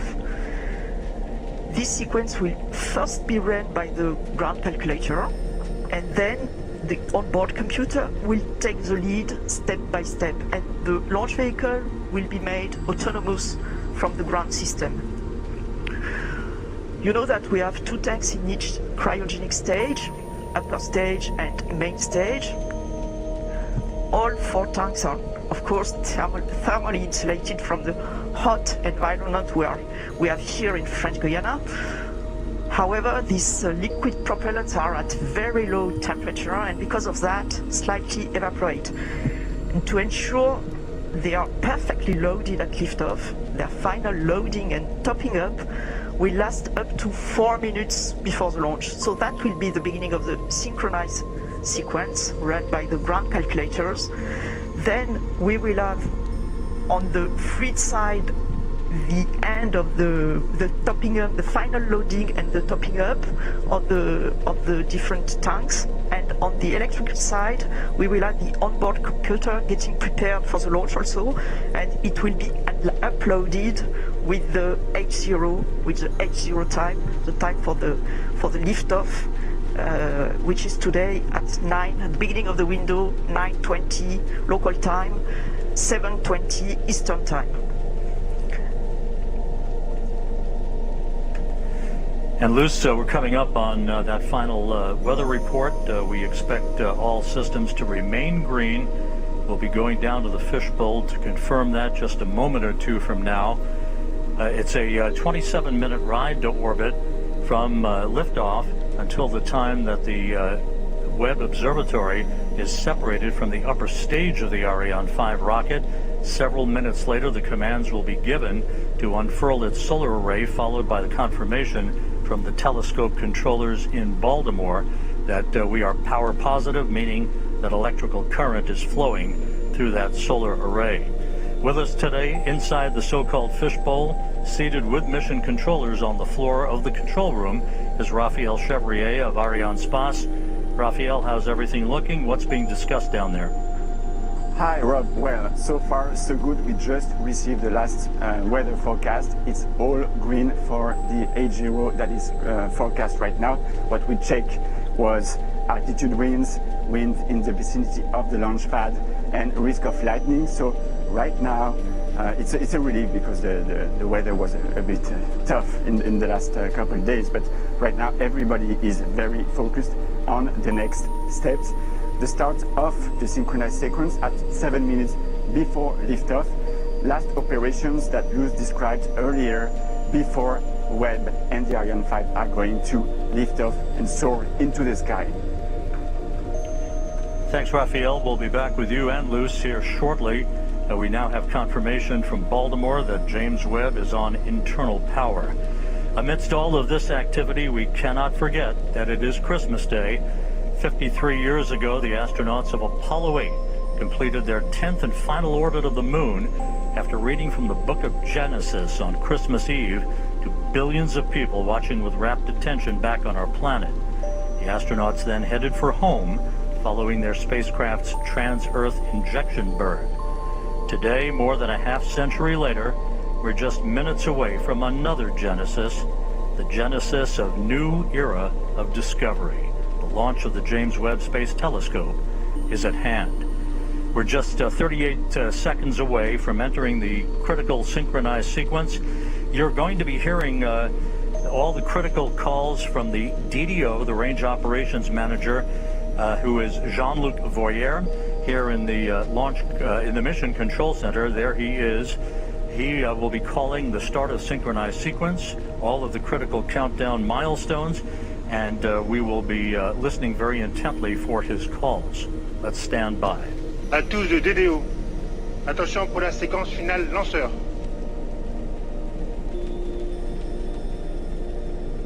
Top, à 0-7 minutes. And with that, we've entered the period of synchronized sequence. You heard Luz Fabregat just a moment or two ago explain some of the critical activities. The first one coming up just a few seconds from now, which will be the topping off of the main stage tanks. The first or core stage was loaded earlier this morning with 175 tons of propellant, 150 tons of liquid oxygen, and 25 tons of liquid hydrogen. The upper stage loaded with 15 tons of propellant. That will be the workhorse for a 16-minute burn to lift James Webb to its final orbit. At separation, some 27 minutes and 7 seconds after launch, James Webb will be at an altitude of about 864 statute miles. To put that into perspective, some 520 miles higher than the Hubble Space Telescope and more than 600 miles higher than the International Space Station. Webb at that point will be traveling about 21,000 miles an hour as it heads out to a highly elliptical halo-like racetrack orbit some 1 million miles from Earth to begin its scientific observations. In a little more than 1 minute from now, we will see the 4 tanks pressurized at their flight level for the last tests before the ignition of the Vulcan engine.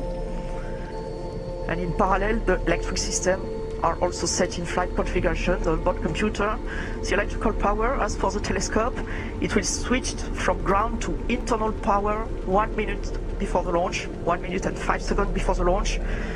And we are going to see -6 seconds. At -6 seconds, we will see the disconnection of the upper stage, these big cryotechnic arms you can see on this picture. Then, 3 seconds before the H0, the inertial platform that will give all the information about where it is to the launcher will be released. And at H0, the 7-second sequence to ignite the Vulcan engine of the main stage will start. That will take 7 seconds, a little less than 7 seconds, where the engine will start up to its flight regime.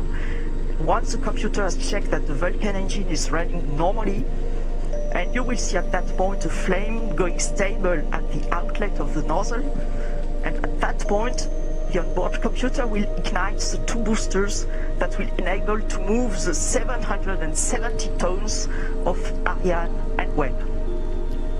Coming up on the T-4 minute mark right now, just a couple of milestones real quick. At the 1 minute 5 second mark into the flight, Ariane 5 will go through the period of maximum dynamic pressure, max Q as it's known. That will be the period of maximum aerodynamic forces on the rocket itself. The solid rocket boosters, which will provide about 90% of the initial thrust off the launch pad, will shut down and separate at the 2 minute 21 second mark into the flight, followed 1 minute and 5 seconds after that by fairing jettison. That will expose the James Webb Space Telescope to the environment of flight for the first time. The main stage separation, or the first stage separation, comes at the at the 8 minute 47 second mark into the flight, and that will be about a 16 minute burn of that upper stage engine.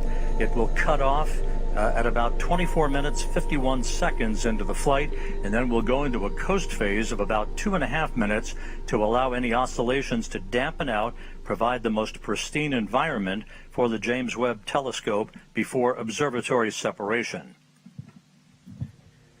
We're coming up on the 2 minute 50 second mark into the flight. Again, you're going to be hearing critical calls down the stretch here from the DDO, or the Range Operations Manager, Jean-Luc Voyer. The weather is go. We have a green board, no issues being worked.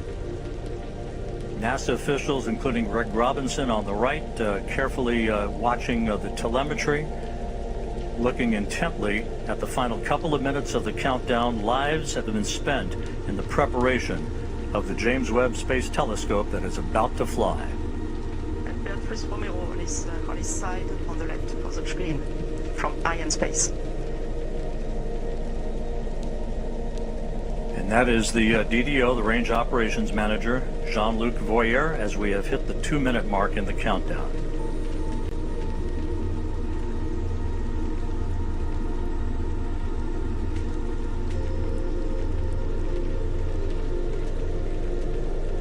The flight will be in two phases. You will see the first part of the flight during the solid rocket boosters phase. That will be the atmospheric part of the flight, the atmospheric flight, and the trajectory will be driven by a to reduce the aerodynamic loads, and then we will have a very different exo-atmospheric flight after that.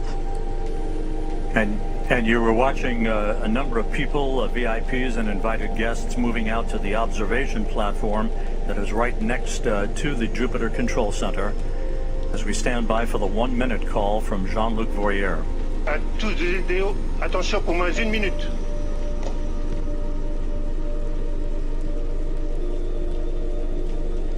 Top, à 0 moins 1 minute. Thumbs up from Jean-Luc Voyer. All systems are go. We're inside a minute now, T-minus 50 seconds and counting. As you heard earlier, the Vulcan 2 engine will ignite. Turbo pumps will come up to flight speed for 7 seconds, and the command will be issued to ignite the solid rocket boosters. The James Webb Space Telescope will be on its way.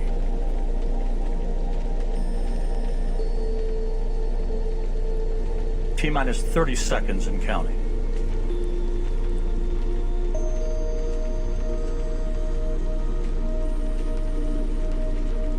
Standing by for terminal count. À tous les DDO, attention pour les décomptes finales. 10, 9, 8, 7, 6, 5, 4, 3, 2, unité, top. And we have engine start. And liftoff. Décollage. Décollage, liftoff from a tropical rainforest to the edge of time itself. James Webb begins a voyage back to the birth of the universe. Punching a hole through the clouds, 20 seconds into the flight. Good pitch program reported.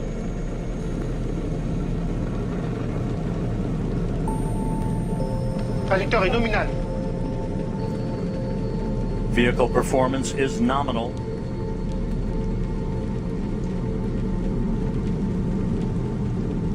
The Ariane 5 rocket continues to fly uphill in nominal fashion. The rumble of the powerful Ariane 5 now being felt here in the control center. 3D animation. We can hear the noise and feel the vibrations here. You're right, Rob. Yeah, impressive. 13 kilometers in altitude, 7 kilometers downrange, traveling about 0.6 kilometers per second. Les paramètres à bord sont normaux.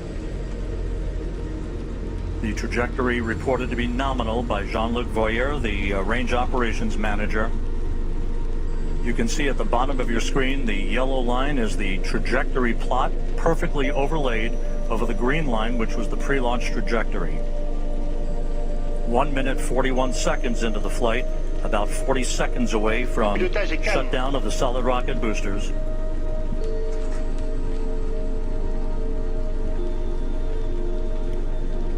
Coming up on the 2-minute mark into the flight.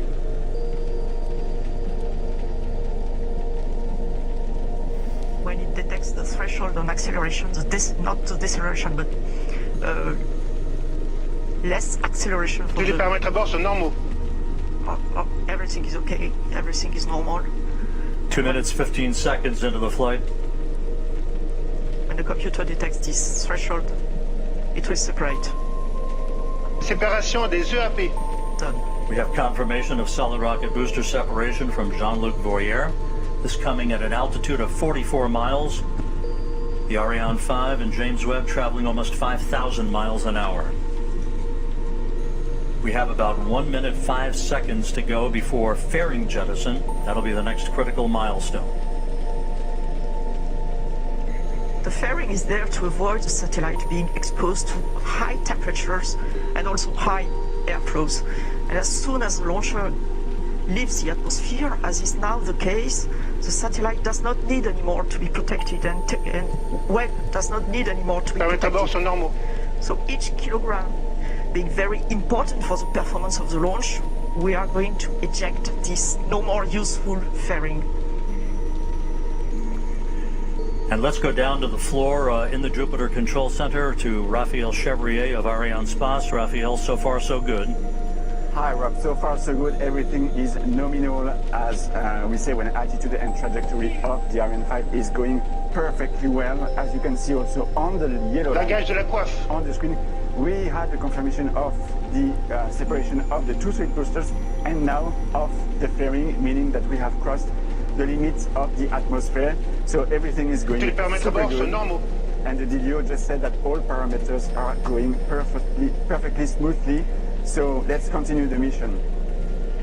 And Raphael, this is a view from the upper stage camera called the Vicky Cam, looking back at the James Webb Space Telescope. This is on about a 20-second delay or so because of the way the imagery is processed here in the control room. There's your telescope ready to unfurl its wings basically and begin its journey to the Lagrange point, the L2 point, about 1 million miles away from Earth. La trajectoire est nominale. Trajectory is nominal. The report from Jean-Luc Voyer.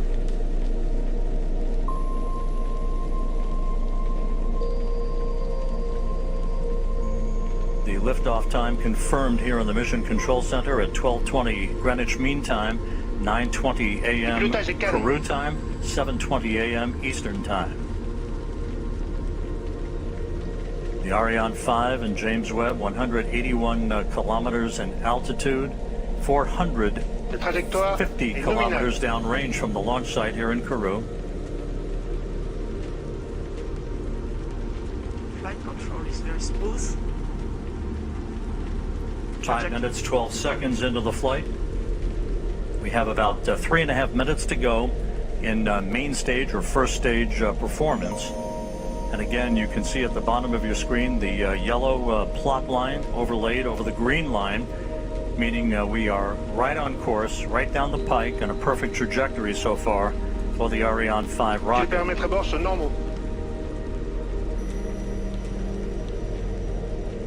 All telemetry data are now received by the Galileo tracking station, which is close to here, where we are in Kourou. It will track the launcher up to the ignition of its upper stage. Pilotage calme, la propulsion est nominale. And then we'll have the Natal station in Brazil, Ascension in the, as you can see on the map, in the middle of the ocean, and the two last stations in Africa, Libreville and Malindi, one on the east coast, the other one on the west coast. And the one on the west coast, Malindi, you can see that the satellite will be, the telescope will be separated more or less over this Malindi station. And this Malindi station will also acquire the telemetry data from the telescope. You can see both are green, Galileo and Data on this animation. It means they are expected to receive the data, and it was confirmed right now by the launch operations manager. Acquisition de télémesures par la station de Natal au Brésil. Just confirming now that telemetry is being processed through the Brazilian tracking station. The telescope is also processing telemetry through the tracking and data relay satellite system. As it moves further and further out into deep space, all of the telescope's telemetry and its imagery ultimately will be processed through the Deep Space Network in Goldstone, California. We passed the 7-minute mark into the flight. A perfect ride so far on the Ariane 5. We have about 1.5 minutes to go in the first stage performance. Once the main stage engine is commanded to cut off, it will be jettisoned, and just a few seconds after that, the upper stage engine will ignite, and it will be the workhorse for a 16-minute burn that will put James Webb into its preliminary orbit.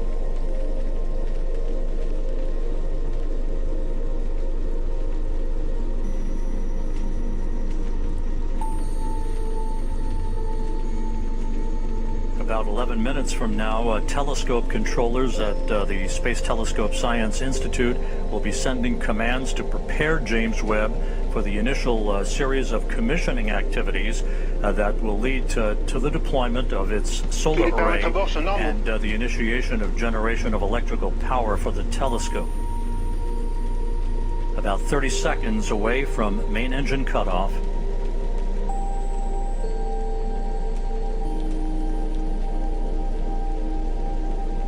La trajectoire est normale.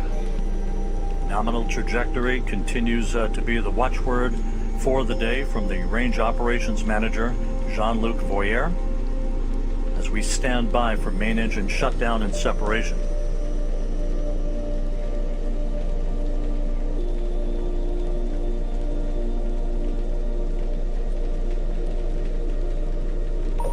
Extinction de l'EPC. Opération EPC. And we have main stage shutdown and separation confirmed here in the Mission Control Center, and the ignition of that upper stage.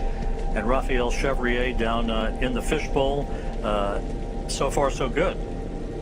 Yes, Rob, we have the confirmation of the separation of the main stage and the ignition of the upper stage. The trajectory is perfectly nominal. This is a very important moment for us because it's always a challenge to switch on a cryogenic engine in space condition, and we are now at 220 kilometers of altitude.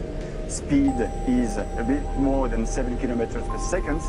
As we enter now the second stage of the second phase of the flight, the upper stage is going to power for about 16 minutes to place Webb on its transfer orbit, and right now everything is again nominal as the DDO just said. And a short time from now, the so-called sawtooth maneuver will get underway. Again, like rocking a baby in a cradle, this will be a maneuver to keep Webb's optics protected from overheating, Luce. Exactly, Rob, like a baby in a cradle. You can see here Webb attached on top of Ariane 5 upper stage with a very specific configuration. Of course, it will be different during its lifetime, but for the time being, its sun shield is folded and not yet fully protecting the observatory. A number of exhaustive studies have been performed by the mission teams in Europe, in the US, on the thermal conditioning inside the telescope and the way the rays of the sun would propagate and interact with sensitive equipment inside the telescope. Maintain this thermal conditioning is really key before separating this telescope. And in particular, we know that one face of the telescope cannot face the sun.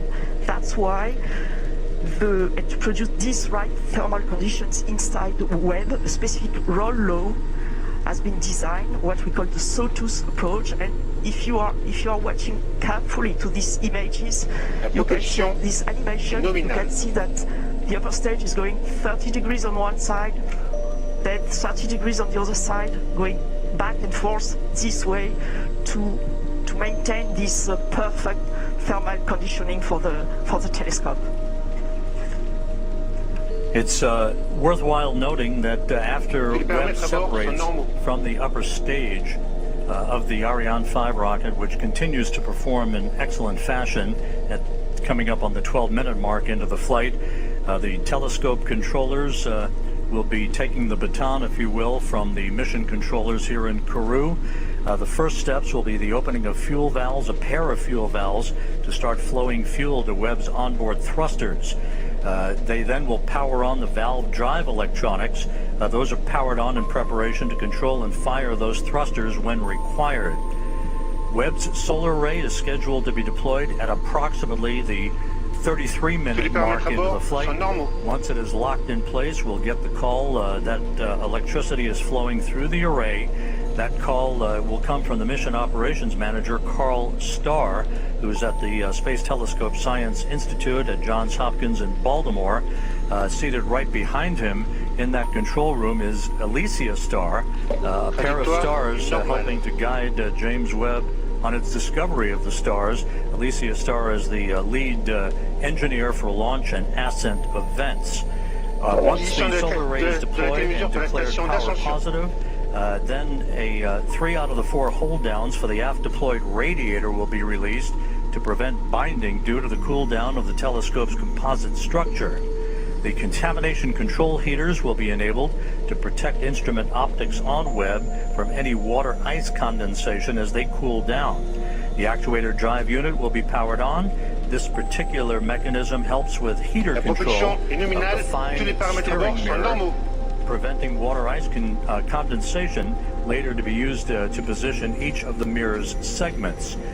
All 6 reaction wheels and the wheel drive electronics will be powered on for Webb, and that will be the precursor to the attitude control system using those reaction wheels to maintain the proper orientation with the sun, as opposed to using onboard thrusters. Of course, fuel in those thrusters, very valuable. It's a limited commodity for the lifetime of James Webb's observations of the universe. We're 13 minutes, 55 seconds into the flight. Jean-Luc Voyer, the Range Operations Manager, continues to report a nominal performance for James Webb. And again, Luce Fabregat from the European Space Agency, how is this trajectory being carefully and methodically adjusted to provide the correct parameters in the final stages of ascent? Yes, Rob, as you can see on this plot, the altitude is slightly going down. It's perfectly normal. The launch vehicle is really on the line where it should be. This decrease of its altitude, slight decrease of its altitude, will allow the launcher to benefit and the upper stage to benefit of the gravity effect and to increase its velocity until it reaches a thermal threshold. It's about to reach it, or even already reached it now, and it will go up. And now it will go up and up to the separation of the Webb telescope. It will separate the Webb telescope on a highly elliptic orbit, but still around the Earth. The telescope will be released, inserted on an orbit around the Earth, with an apogee, a very high apogee above 1 million kilometers. Trajectory nominal as reported by Jean-Luc Voyer. You see him in that view, 185 kilometers in altitude, some 4,500 kilometers downrange from the launch site here in Kourou, moving at more than 8 kilometers per second, right on the plot, right on the trajectory, everything looking great. We are about 9 minutes away from the completion of upper stage ignition, its shutdown, and then about a 2.5-minute coast phase before Webb will separate. Observatory separation will be called out. You'll be hearing those calls and the initial calls from Carl Starr, the mission operations manager at the Space Telescope Science Institute at Johns Hopkins, through solar array deploy and the declaration of a power-positive spacecraft. James Webb, of course, will be traveling well beyond the moon to a distance of about 1 million miles away from Earth, settling into a highly elliptical, halo-like orbit to begin its astronomical observations. And again, as we mentioned earlier, at the time of observatory separation, Webb will be at an altitude of approximately 864 miles, statute miles, traveling some 21,000 miles an hour.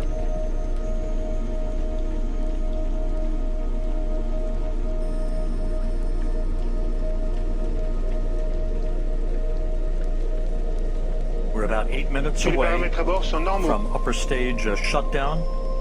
The stage has performed as planned. No issues reported. The launch occurring at 12:20 Greenwich Mean Time, 9:20 Kourou time, 7:20 a.m. Eastern Time on this Christmas Day. Very smooth. The velocity you just mentioned is very important, Rob. The velocity you just mentioned at separation of the telescope is very important. It will be slightly below, okay, I give it in kilometers per second, but it will be slightly below 10 kilometers per second, because it's important that the satellite, the telescope, is not inserted on an escape orbit. It will be placed on a terrestrial orbit so that there will be time for the layout, for the early phase operations and the commissioning of the telescope. And that will be, in fact, the upper stage that will leave this orbit and goes toward an escape liberation orbit. And of course, even though we're still in powered flight, the trajectory, the acceleration, the speed at which James Webb is going towards its preliminary orbit, all modeled in advance and carefully choreographed to maintain as quiescent an atmosphere and environment around the telescope for its ultimate separation from the upper stage of the Ariane 5 rocket, which is about 6.5 minutes from now.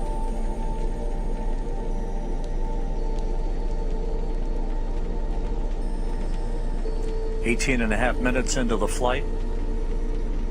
It's very quiet now here in the control center here in Kourou. NASA officials, European Space Agency officials, Ariane Space officials, all watching telemetry very carefully.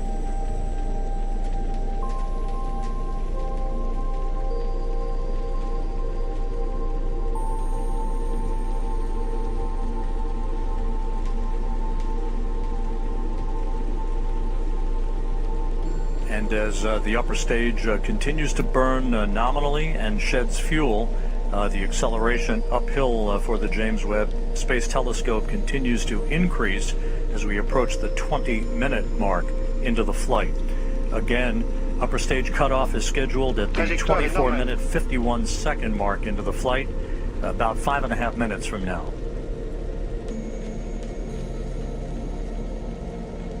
After the cutoff of this main engine, as you said, Rob, we will have a short ballistic phase, a short coasting phase that will, when the upper stage will rely fully on its what we call the attitude and roll control system, and it will adjust its attitude so that during this so small ballistic phase, all the requirements from the telescope are fully met. And that at the separation, when there will be the separation, the conditions will be very smooth and as requested for the telescope.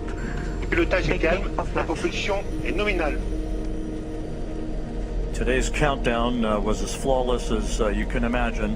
The weather was perfect all the way through the early morning hours, through the fueling process of the vehicle. The weather's been a bit dicey here in Kourou over the past few days, but everything fell together on this Christmas Day to send a new present to the world's astronomer. 20 minutes, 40 seconds into the flight. Trajectoire normale, tous les paramètres à bord sont normaux. All parameters nominal as reported by Jean-Luc Voyer, the range operations manager. Four minutes of powered flight remaining.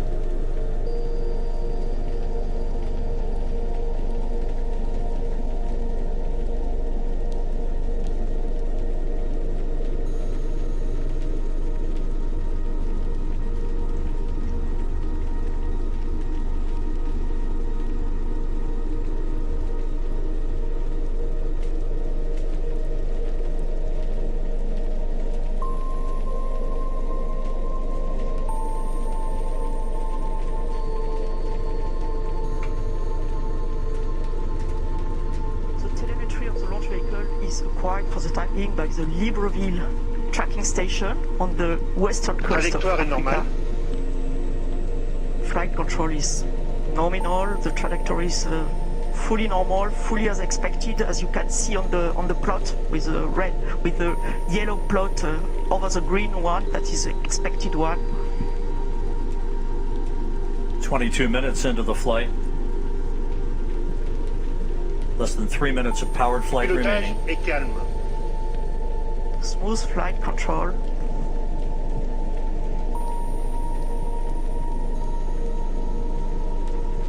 And again, as we've mentioned before, Les paramètres à bord sont normaux. everything nominal reported by the range operations manager. As we've mentioned before, this is a long ride uphill for the James Webb Space Telescope to put it at the proper position in the sky so that it can escape from the Earth, basically head beyond the moon towards its final orbit for its commissioning activities that will be the dominant feature of all of the operations from the Space Telescope Science Institute over the course of the next several weeks. And the launch operations manager announced the acquisition by the Malindi station, as expected, for the end of the flight and the last part of the upper stage flight and the separation of the telescope. James Webb is about 4 minutes away from separating from the upper stage. And again, at that point, it will be on its own. And again, those milestones that we discussed a bit earlier in the broadcast will begin to be followed carefully by the telescope controllers at the Mission Operations Center, the MOC as it's called, at the Space Telescope Science Institute in Baltimore.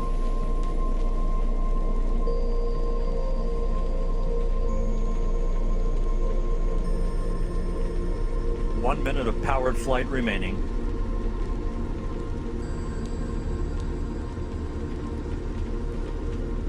The upper stage continues to function perfectly. It's been a smooth ride for the James Webb Space Telescope.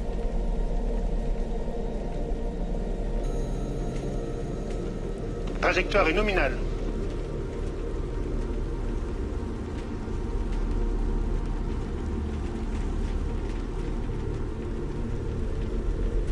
That upper stage was loaded pre-flight this morning with 15 tons of propellant for this long 16-minute burn.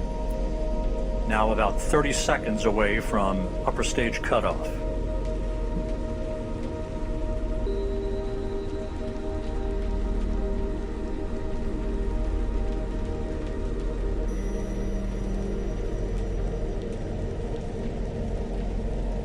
And we're standing by for upper stage shutdown and the cutoff of the upper stage engine.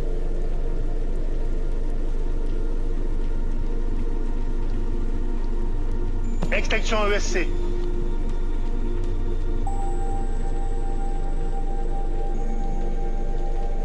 Tous les paramètres à bord sont normaux. The extinction of the shut-off of the cut-off of the engine was confirmed exactly as expected, with the exactly expected altitude and speed and velocity.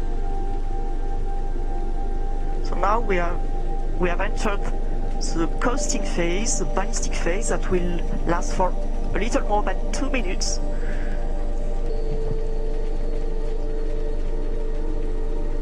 And the telescope controllers in Baltimore confirming that All of the function parameters for the James Webb Space Telescope have been loaded on board the telescope. We are expecting Webb separation at the 27-minute 7-second mark here into the flight. Just over a minute from now, springs will gently push Webb away from the upper stage of the Ariane 5. As it moves further and further away from the upper stage, there'll be what we refer to as a collision avoidance maneuver. Yes, Rob, exactly. The springs already will give some distancing, of course, between the two objects, between the telescope and the upper stage. And then the upper stage will leave the trajectory of the telescope and makes a special maneuver to pass the telescope and heads towards a liberation orbit and leaves the telescope on its orbit without any risk of collision and without any risk of pollution towards the telescope. And we're about 17 seconds away from Webb separation.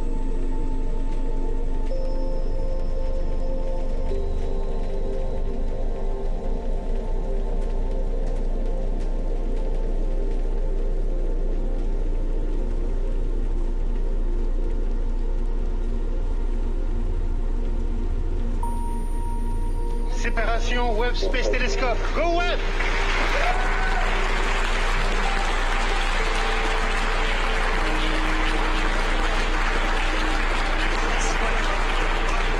We do have confirmation of observatory separation. The James Webb Space Telescope, amidst applause here in the Mission Control Center, now taking its first steps in pursuit of cosmological discovery. It was a perfect ride to orbit,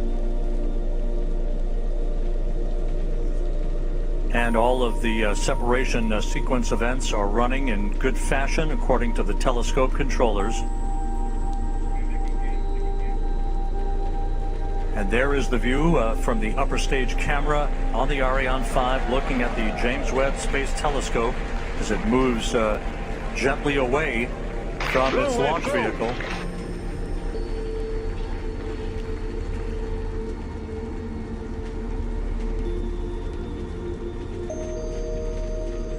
Fantastic pictures of this telescope. Go Webb, go Webb!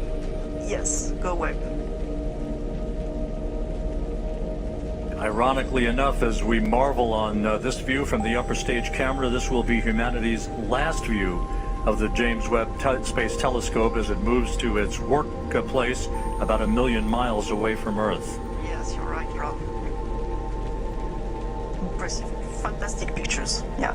Now we'll be hearing shortly from the Mission Operations Manager at the Space Telescope Science Institute, Carl Starr, who will be calling out the procedures that will lead to the deployment of Webb's solar array.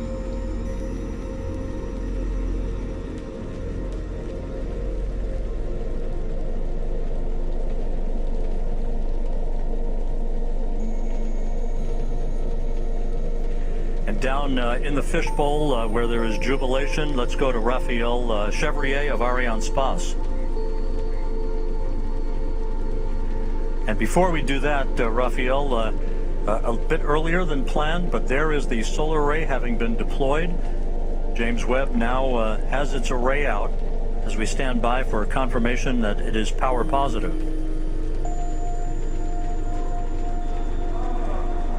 Hey, Rob.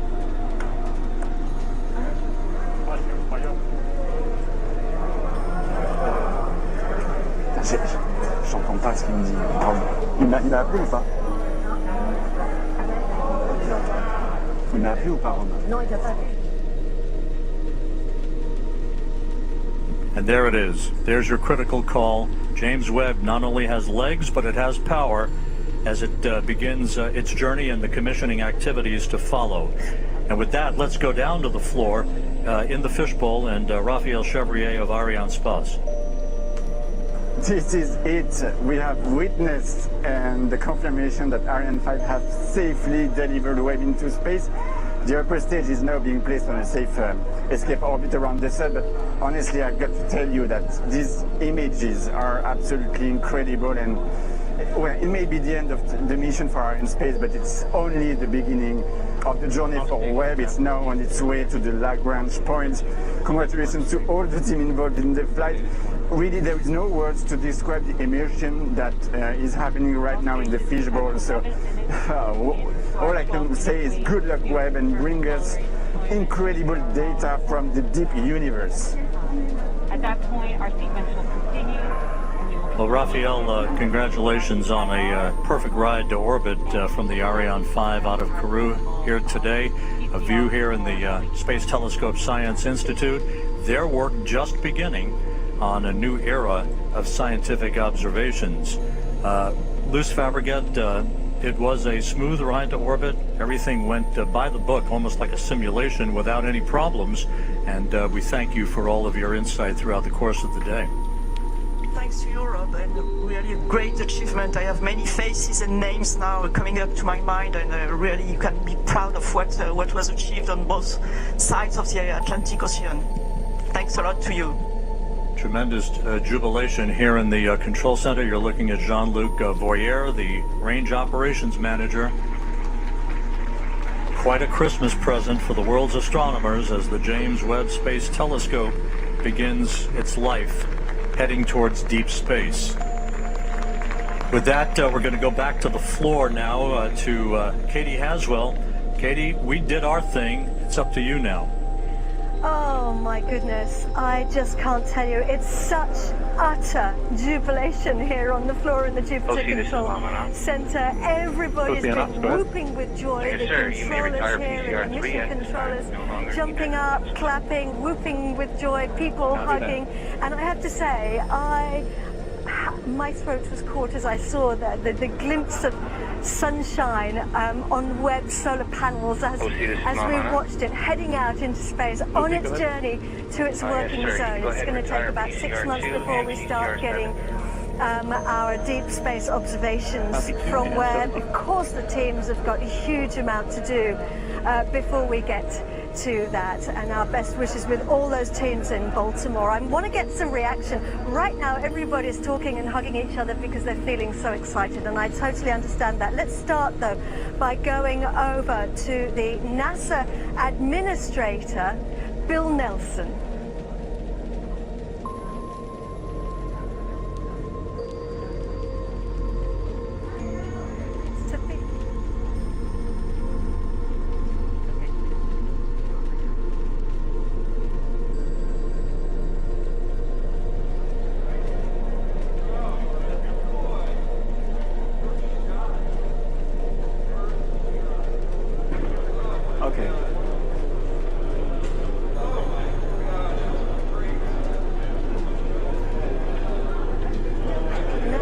Administrator Bill Nelson right now looking at these jubilant scenes here in the Mission Control Center in Kourou, the European spaceport in South America. There are the teams.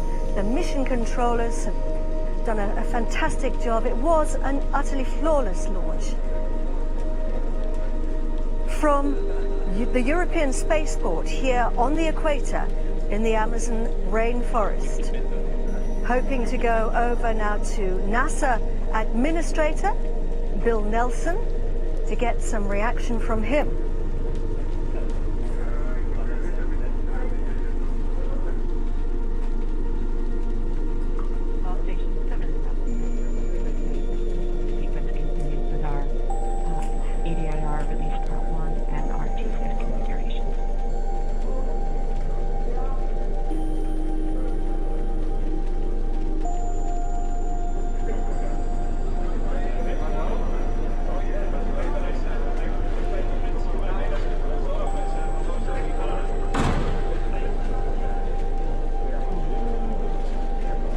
GSC on off, filling the JWST config.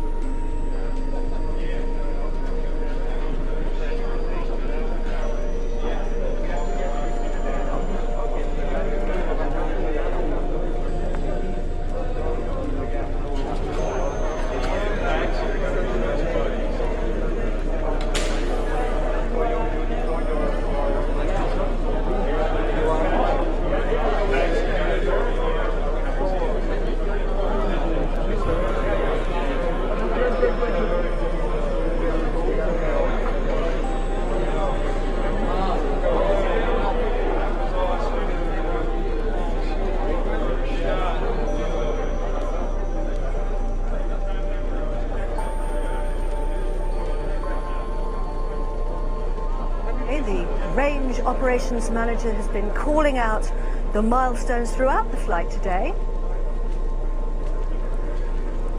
And the ESA teams responsible for so much fabulous work, great teamwork here to get the Webb telescope into space, and Webb is now heading out on its journey on its own with the mission controllers, the telescope mission controllers in Baltimore, following those incredibly important first actions and first operations. Charlotte Bezko there, who's responsible for the ESA operations here at the spaceport. We're hanging in there, waiting and hoping to hear from the NASA administrator, Bill Nelson, who I have absolutely no doubt will be as jubilant as everybody here at the Guiana Space Center. Charlotte Bezko, who has been working for, I think, most of her professional life in human spaceflight, and now heading up the ESA operations here at the European spaceport.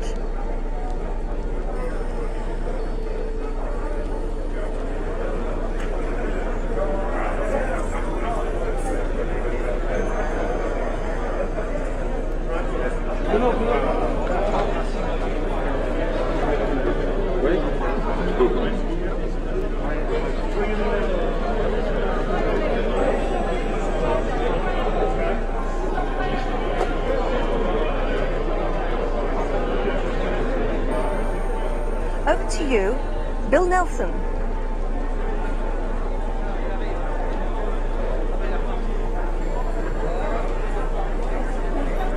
Okay, Katie, thank you very much. This is a great day, not only for America, for our European and Canadian partners, but it's a great day for planet Earth. Thanks to the team. You all have just been incredible. And over 3 decades, you've produced this telescope that is now going to take us back in time. It's a time machine. It's going to take us back to the very beginnings of the universe. We are going to discover incredible things that we never imagined. And isn't that typical of this team, where the impossible comes possible? I can't thank you enough on behalf of a grateful United States government. I can't thank our partners in Europe and Canada enough. The French launch team, the Arianespace, the flawless perfection of the vehicle. And now we have to realize there are still innumerable things that have to work, and they have to work perfectly. 344 of them. But we know that in great reward, there is great risk. And that's what this business is all about. And that's why we dare to explore. The James Webb Space Telescope is very much a part of that exploration. It's significant that we had the delays, and it kept us all the way to today, Christmas Day, when others long ago peered up into the sky and saw stars. But it's also another millennia before that a shepherd grazing his sheep would look up at the night sky. He became a poet, and he penned the words, "The heavens declare the glory of God, the firmament shows his handiwork." That shepherd, that poet, became king. And those immortal words in Psalm 19 encapsulate the expressions that we have today. The handiwork of God as we peer back in time over 13 billion years ago, capture the light from the very beginning of the creation. My congratulations to the team. My congratulations to NASA, to our partners. Go James Webb Space Telescope. God bless you, and God bless planet Earth.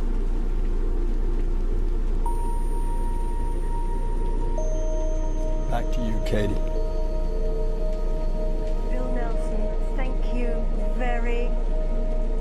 Bill Nelson, thank you very, very much for those incredibly moving words.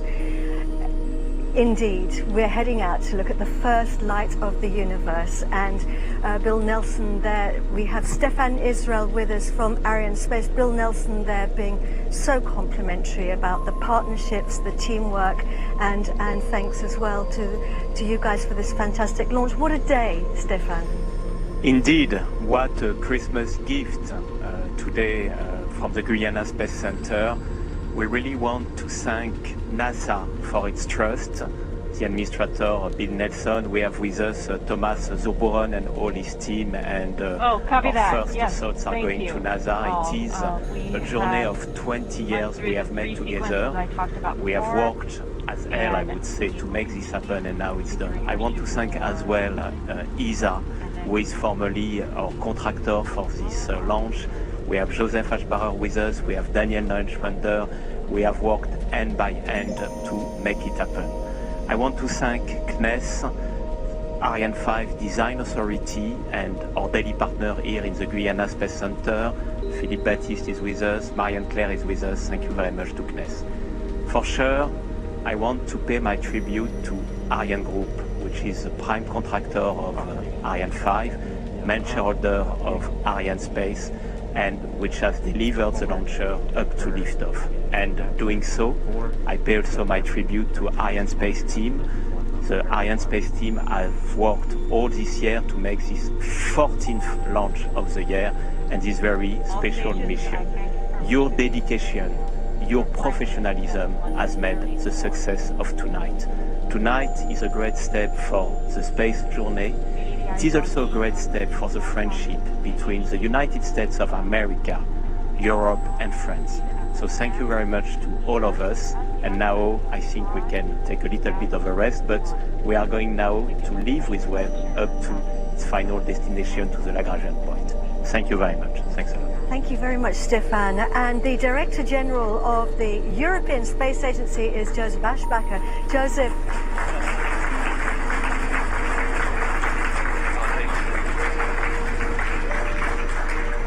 So Merry Christmas to everyone, and we have delivered a Christmas gift today to humanity, to people, to NASA, but also to all the people in this world, because with this James Webb Space Telescope we are really enabling new science, new excitement, but also really rewarding all the engineering and all the effort that has gone into it. And I'm really grateful for this success. We have delivered a mission into space. It's power positive, everything is nominal, and I'm very grateful to Arianespace and all our partners for all this work.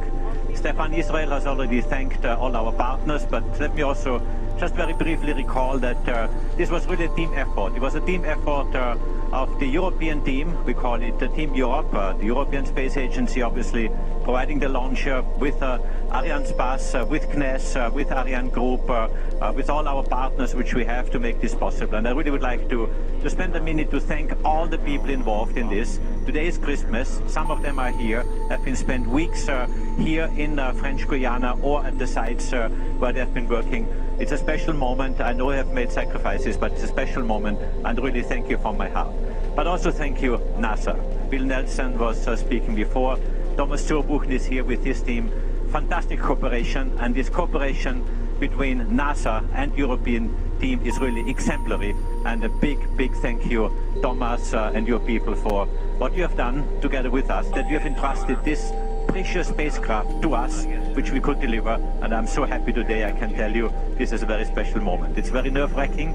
I couldn't do launches every single day. This would not be good for my life expectancy, but I can tell you this was very exciting, very nerve-wracking, but really, really very successful, and thank you from my side. And congratulations, NASA, congratulations, science community, big science is to come, and really, really happy. Thank you from my side.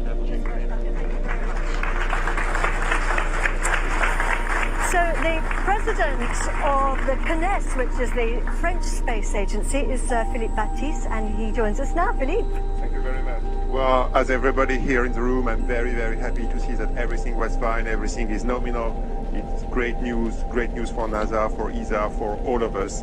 I just want to thank all the people who have been working over the last 20 years on this incredible instrument, on this telescope, but also people who have been working on the launch. I'm thinking especially on the 500 people who have been working yesterday during Christmas Eve to prepare the launch, to prepare this successful launch, and I really want to thank them very much.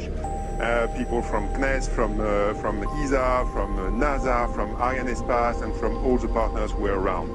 I also want to give a special thank to the French Armed Force of Guyana who made this launch possible. They were monitoring everything, and without them nothing would be possible here on this side. So thank you very much for all of them, and thanks also to all people from Guyana who are supporting this incredible European spaceport that we have here today. Thank you very much.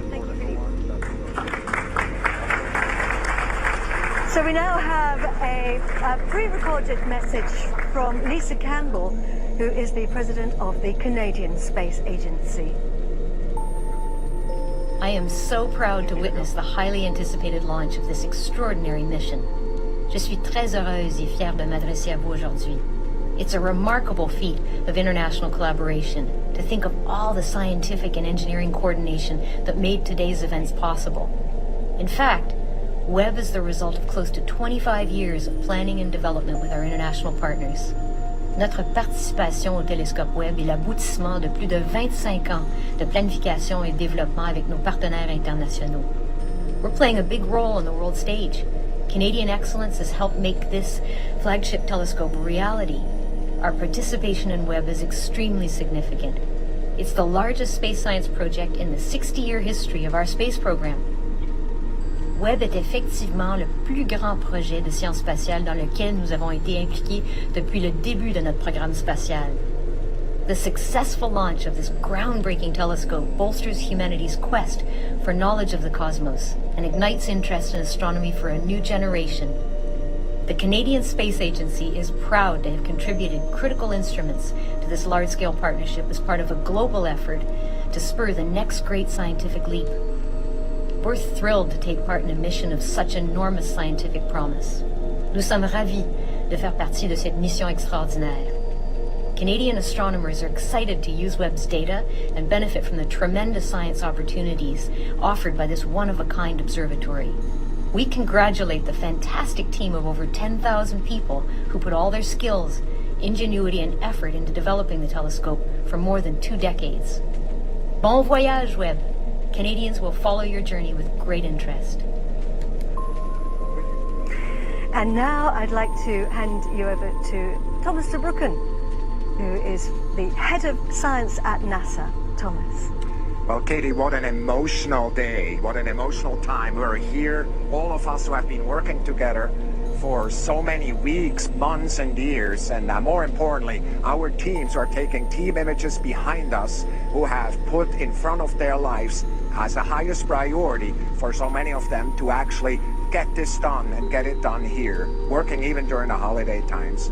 I just couldn't be more grateful to the many, whether it's Arianespace, CNES, the European Space Agency, all the amazing people around French Guyana, the forces that are here, all the good people that have been such great hosts to our teams.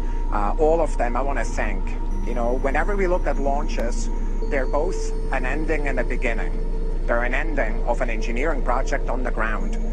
And with many amazing hours and challenges that are there, but they're a beginning. They're a beginning of one of the most amazing missions that humanity has conceived. And I'm so excited to look forward to the next setup of this telescope and all the science to come. Thanks to everybody. This is what we can do when we come together, KDS-1, humans. It's just absolutely incredible. It's wonderful. And Dr. Z, thank you very much. Massive congratulations to you all, to everybody who's involved in today. Huge congratulations from everybody here at the Guyana Space Center, and also our very best wishes to all the teams in Baltimore who are now monitoring those early operations of the telescope as it starts to unfold. I'm going to hand you back now to Goddard, but before I do, I just want to say from all of us here at the Guyana Space Center, Merry Christmas. Over to you, Michelle. Thank you, Katie. I can tell you that here it feels like the dawn of a new age. Historians of the future will divide our understanding of the cosmos into eras before Webb and after Webb. Webb is this milestone that marks a bold effort to look backwards in time to the mysterious origins of everything. Of course, we move at human timescales, so here's what's coming up. In the next few weeks, engineers will unfold Webb's critical sun shield to begin chilling the telescope to unimaginably cold temperatures. They'll extend the DTA, the Deployable Tower Assembly, the structure that supports the Great Golden Mirror. And then finally, they'll unfold that mirror and begin the process of fine-tuning the system for work. Through it all, we intend to bring you live coverage of all of the important events that are happening, along with expert commentary and extraordinary images from the Mission Operations Center and our own broadcast headquarters here at Webb's home, the NASA Goddard Space Flight Center. Stay with us over the next few weeks because the adventure is just getting started. Speaking for everyone on the team, it's been a great pleasure to be with you here today. I'm Michelle Fowler, and you've been watching special live coverage of the historic launch of the James Webb Space Telescope. Thank you for joining us.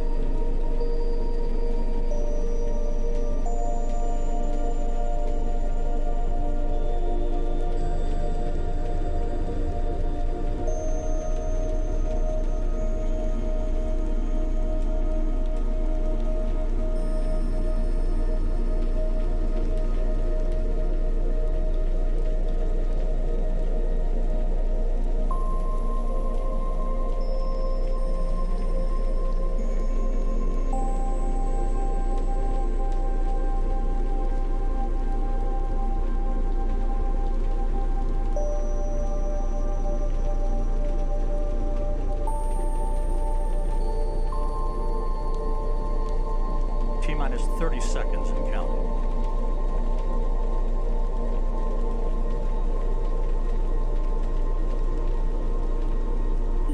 Standing by for terminal count. À tous de DDO, attention pour les décomptes finales.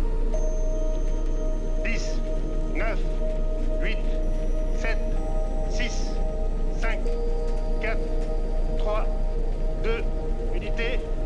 Top. And we have engine start. And liftoff. Décollage. Décollage, liftoff from a tropical rainforest to the edge of time itself. James Webb begins a voyage back to the birth of the universe. Punching a hole through the clouds, 20 seconds into the flight. good pitch program reported.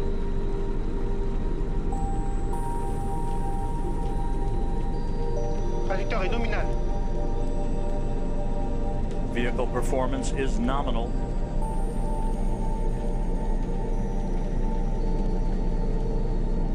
The Ariane 5 rocket continues to fly uphill in nominal fashion.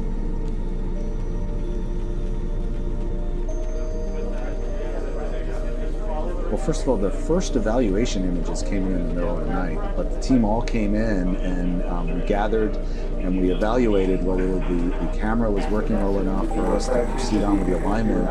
And as we analyzed those first, photons, if you will, the team was pretty positive that the camera was working properly and the instrument was working properly. So we picked a star that was very bright and didn't have any stars near it that would contaminate the image. We know that the primary mirror segments aren't aligned, so they actually act like 18 separate telescopes, and we expect to see 18 separate images, one for each mirror, that are a little bit blurry at this point because we haven't aligned or focused anything. And so we pointed at a bright star and we made a mosaic. We actually took the near-infrared camera and we took images in different parts of the sky, and then we looked for the 18 spots from the 18 different telescopes, if you will. And we were very excited to find them. And the 18 spots were actually fairly close to each other, so really everything was very close to what was predicted. We've identified which of the 18 spots is which mirror. At this point, we even know which ones are from the wings. And it turns out one of the wings, you can actually see those 3 spots are a little farther over. And that's sort of what we expected. So we've identified all 18 spots, and the next step is to make an array of them. And then we're ready to start what we call global alignment, which is when each of those 18 spots will start to be aligned and focused. And that's sort of the last step before we take those 18 spots and put them on top of each other to start forming a single star going through the 18 separate telescopes. That's the work that will be starting soon.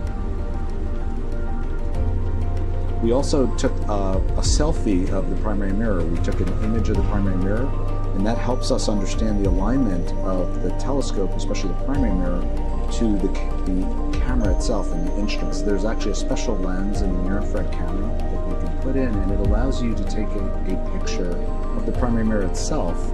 And in this particular case, one of the segments is pointing at a star, so that is the segment that lights up. But you can see the outline through the shadows of all 18 segments. And you also can see the outline of what's inside of the instrument itself, and we can see how well that primary mirror in the telescope is aligned to the instrument. And that gives us some initial confidence that the alignment looks good, and that's a good starting point for doing the alignment of the telescope. We have now gotten some data looking through focus, and we've been able to see that we don't see any surprises in the shapes of the mirrors that we're looking at. So far so good, but we do have a long way to go.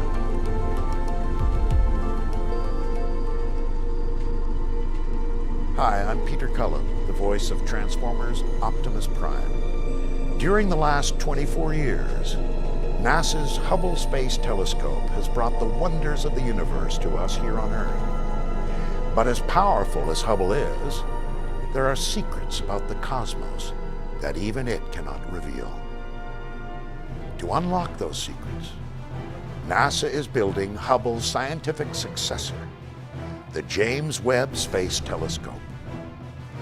Webb will be much larger than Hubble, so large that it must be folded to fit into its rocket for launch. Once in orbit, 1,000,000 miles from Earth, Webb will transform into an observatory with a tennis court-sized sun shield,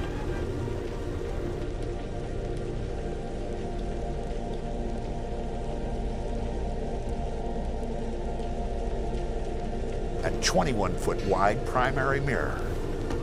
From 1,000,000 miles away, Webb will be able to peer back in time to see the universe light up with its first stars and galaxies. Witness galaxies evolve across cosmic time, and even explore the atmospheres of alien worlds. The James Webb Space Telescope, NASA's next generation eyes for deep space exploration.